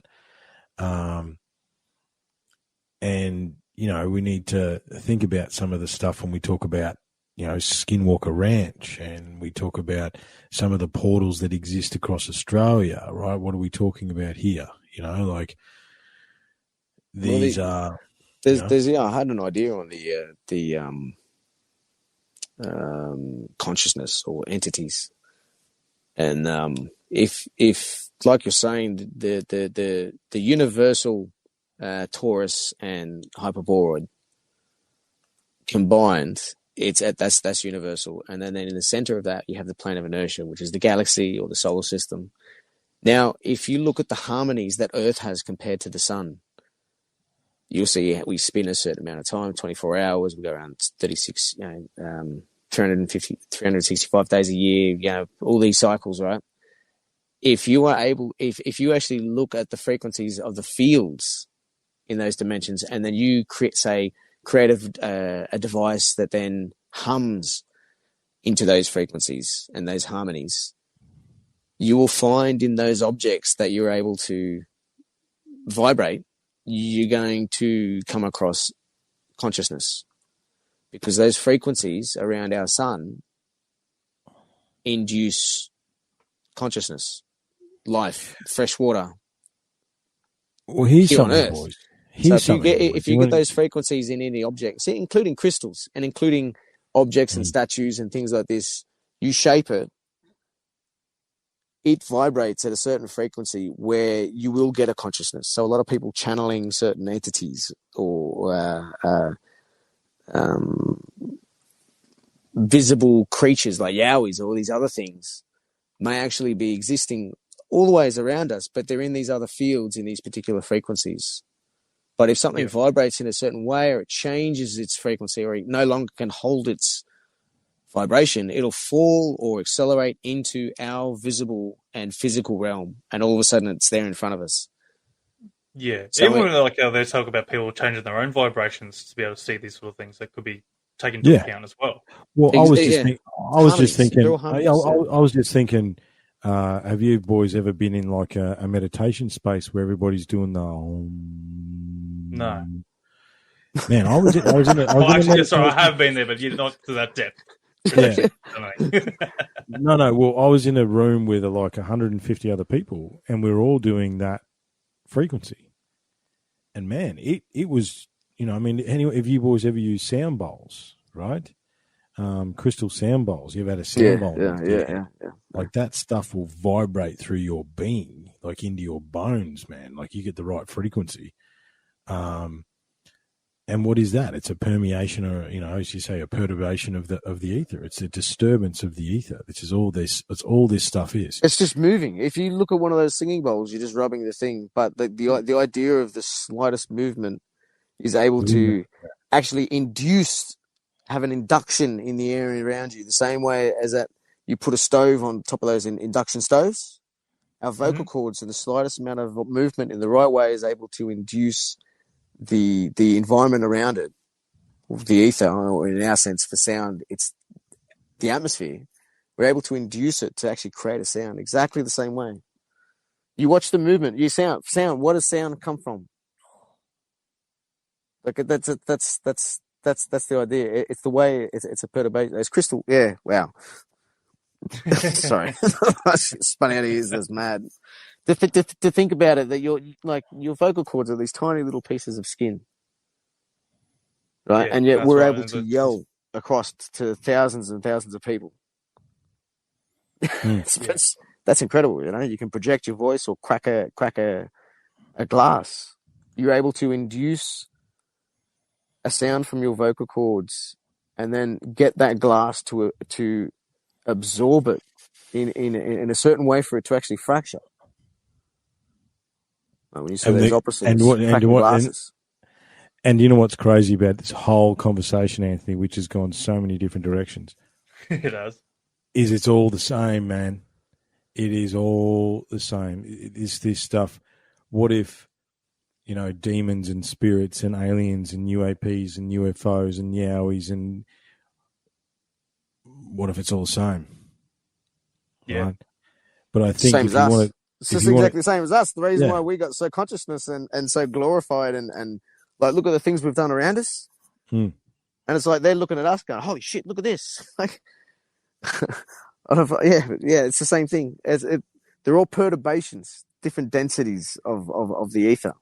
At different densities, you get physical, like us. Dense light is hydrogen.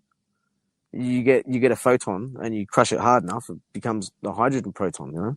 Then it leaves the sun, and then it creates us. So we're all made out of light in that way. Like if hydrogen is made of light, and all the other particles are made out of light, out of hydrogen, and a hydrogen protons, and a neutron is just a proton with an electron, which if it's by itself, it decomposes back down to a proton. Then everything is quite literally the same. Everything is light. Everything is from the sun, or at least the sun is manifesting. It's crunching the ether around it and making these little dense spots, these dense vibrations, which is then what we can see as a particle. So we're all light. We're all literally like exactly what Triffon was saying. We're all literally light. We're all literally the same. And it has the only other difference between us would have to be frequencies. So that makes sense. And like it's kind of mind-boggling, but it is on the idea of all this OTIS car and these other devices. I don't think that they will work if you're in deep space, because they're all actually using or repelling the magnetic fields around us to actually work. Yeah, right. So it has to be within the solar system, basically. Yeah, see, there's a bit of a thought on that. I've got an evolving thought on that. Yeah. I mean, if it's okay, so if it's punching a hole in the ether, then there's more ether in space than there is on Earth, right? Well, this actually, I'll be honest, this is from Mr. McDermott when we sat in here the other night and explored this together. If it's an ether, we'll just take the OTC X1 just for purposes of this conversation. if Otis Carr's UFO or UAP turned dielectric fields using the accumulators, blah, blah, blah, into something that literally manipulates the ether, then Theoretically, you go anywhere. theoretically in space there's more ether than there is on Earth. Yeah, that's like the spooky action at a distance. And to me, that there's not, they have to be an ether machine, because how do they punch into water? How do that's different. Yeah, no, it's true. Yeah, right. So then, if that's the case, then they operate in space. But I mean, look, man, and then you got to start. See, that's the thing. That's the thing. I mean, are they punching holes in dimensions, man? Like, what are we doing here? Yeah. Is that the idea? That are we the actual person that's walking, or is the entire universe moving flowing around us? Yeah, you know. Yeah. Futurama. Yeah. Space is the thing that's magic. Moving, right? Magic. Space is the thing that's moving. But I suppose because we might wrap it up soon, boys. We're hitting the 2 hour mark. Yeah, that's better wrap it up. Yeah. Because the thing with this stuff is that it's, and I apologise on behalf of myself and Grub, because some of these ideas they're very esoteric, but they're also, in order to explore them, we've got to talk about them.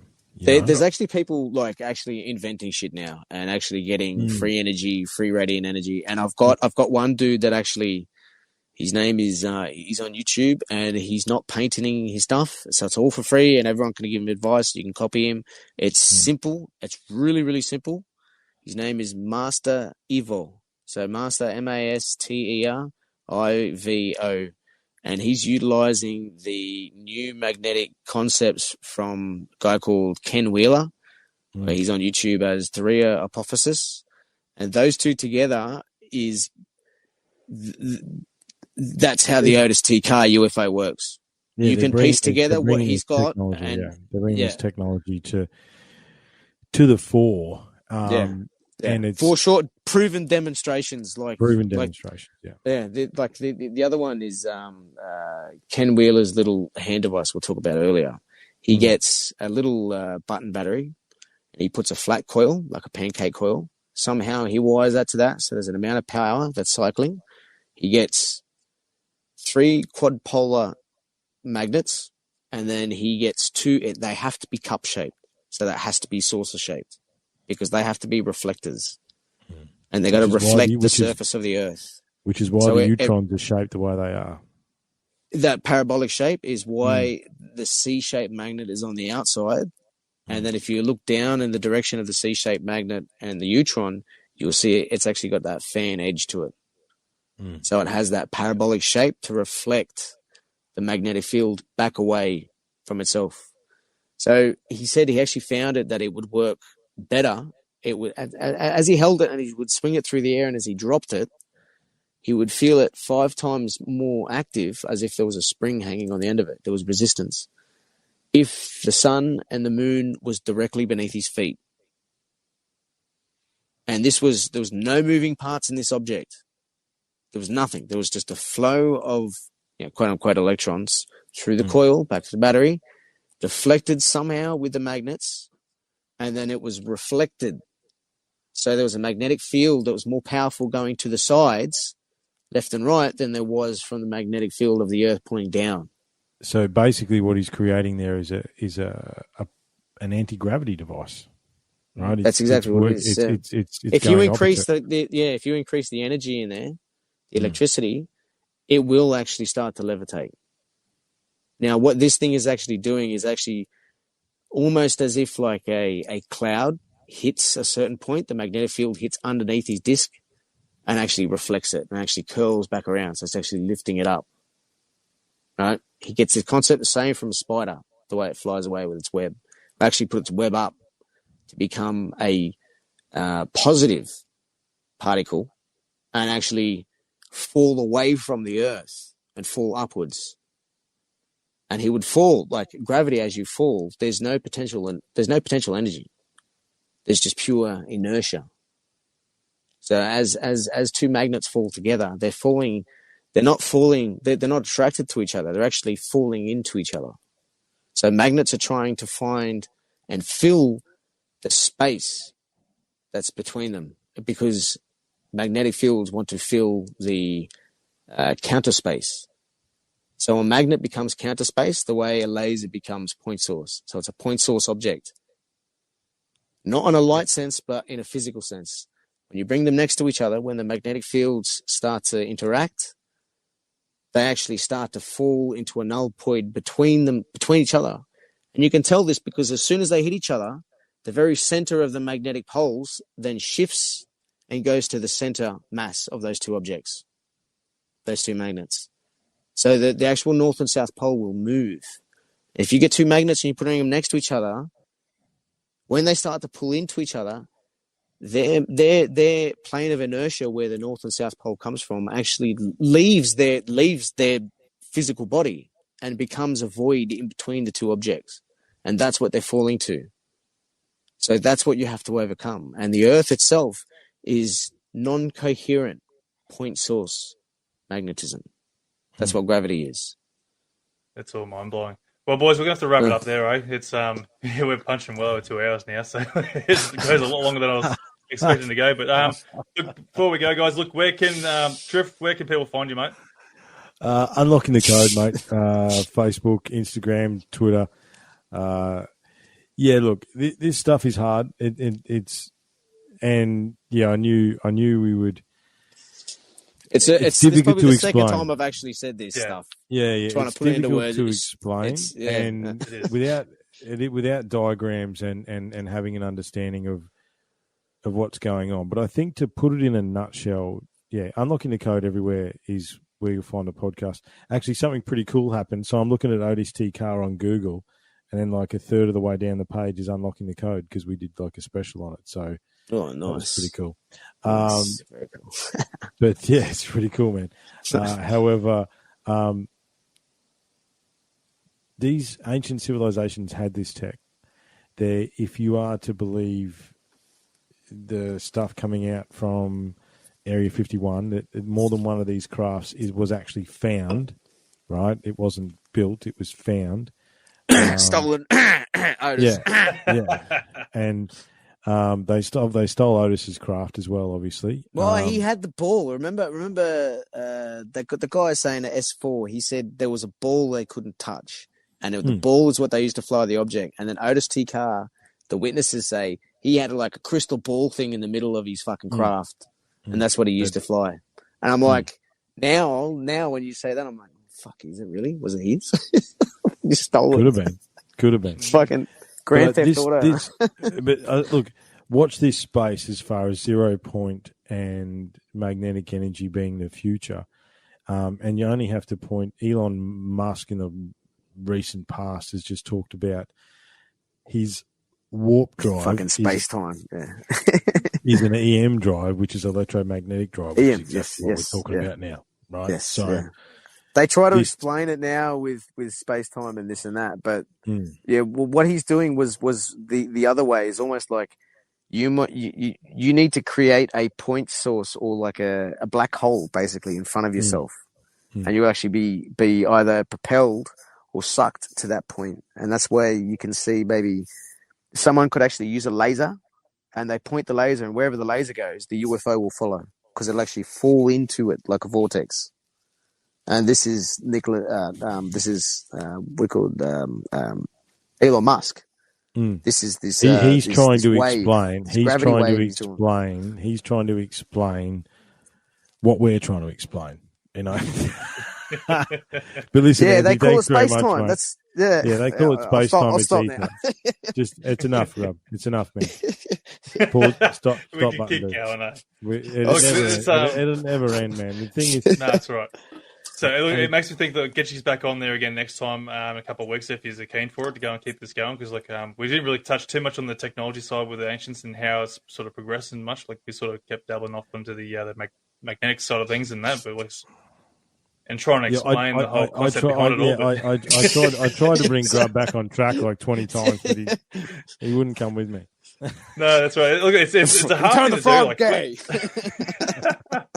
I totally understand. Like when you're trying to explain to someone, they're like, you just go, you're like, oh yeah, I want to go down this path, and you're trying to go this. Oh no, but now off this path. It's like this goes everywhere. Look, guys. Grub, where can people find you, mate? On Twitter, you'll find a lot of this, a lot of diagrams, pictures, and stuff on that hopefully some people are responding. Yeah. That's at Grub12321, GRUB12321. Yep, no worries. I'll throw the links there in the profiles anyway for this show and that. And obviously you work with General Lee on Subconscious Realms there, so Subconscious Realms is a lot of little pieces of actually a lot more of it's about the ancient history, ancient pasts, the occult methods of even down to satanic ritual abuse. So it's all there. All these different methods. Yep. So you name it. Yep, diving down all these different paths. It's honestly there's all some sort of connection between the whole lot of them anyway. They're all trying to tap into the ether. What they're all trying to do is get that little quiet spot upon the ether where their thoughts can be used. Well, I'll tell you what, because boys. I ended up in a small country town in like 50, 60 k's from where I live, and I found triptych Masonic architecture all over this little one-horse town, man. Right, and that's the same thing. That's the God Self. It's all the same, but we can't talk about that now. Thanks very much, Anthony. I appreciate the opportunity. That's right. Yeah, thanks, brother. Thanks, man. Thanks again. Thanks for joining in, guys. We'll see you on the next one. Cheers, mate. We'll do, brother. Take care. Hang on, we'll put this one here and then go that way. Right, guys, thanks for joining in. It was absolutely great having you on here. Absolutely fantastic episode. And geez, we've punched through, and yeah, wow. It's hard. It's fucking hard, But for me, I'm starting to realize that this is what the ancient Greeks, the Pythagoreans, everyone, bro. This is what they've been talking about. This is where they're trying to go, man. It's just hard to try and explain it. You shush. I mean, they've been trying to explain it for thousands everyone of years. Can see. Grub, shut up. Grub, shut up. We're trying to end this show, you know. We're trying to end. No, jeez. And that will do it, folks, for this episode of Encounters Down Under. I hope you enjoyed the show, and remember, you can also get involved in the show by joining the Facebook page and getting in on the live streams. Also, please be sure to share with your friends and family to help us grow and potentially find our next guest on the show. If you or you know someone who has had an encounter, please get in touch with me through our Facebook page via Messenger or email at australianufosighting@outlook.com.au. I look forward to seeing you on the next Encounter Down Under. Hooroo!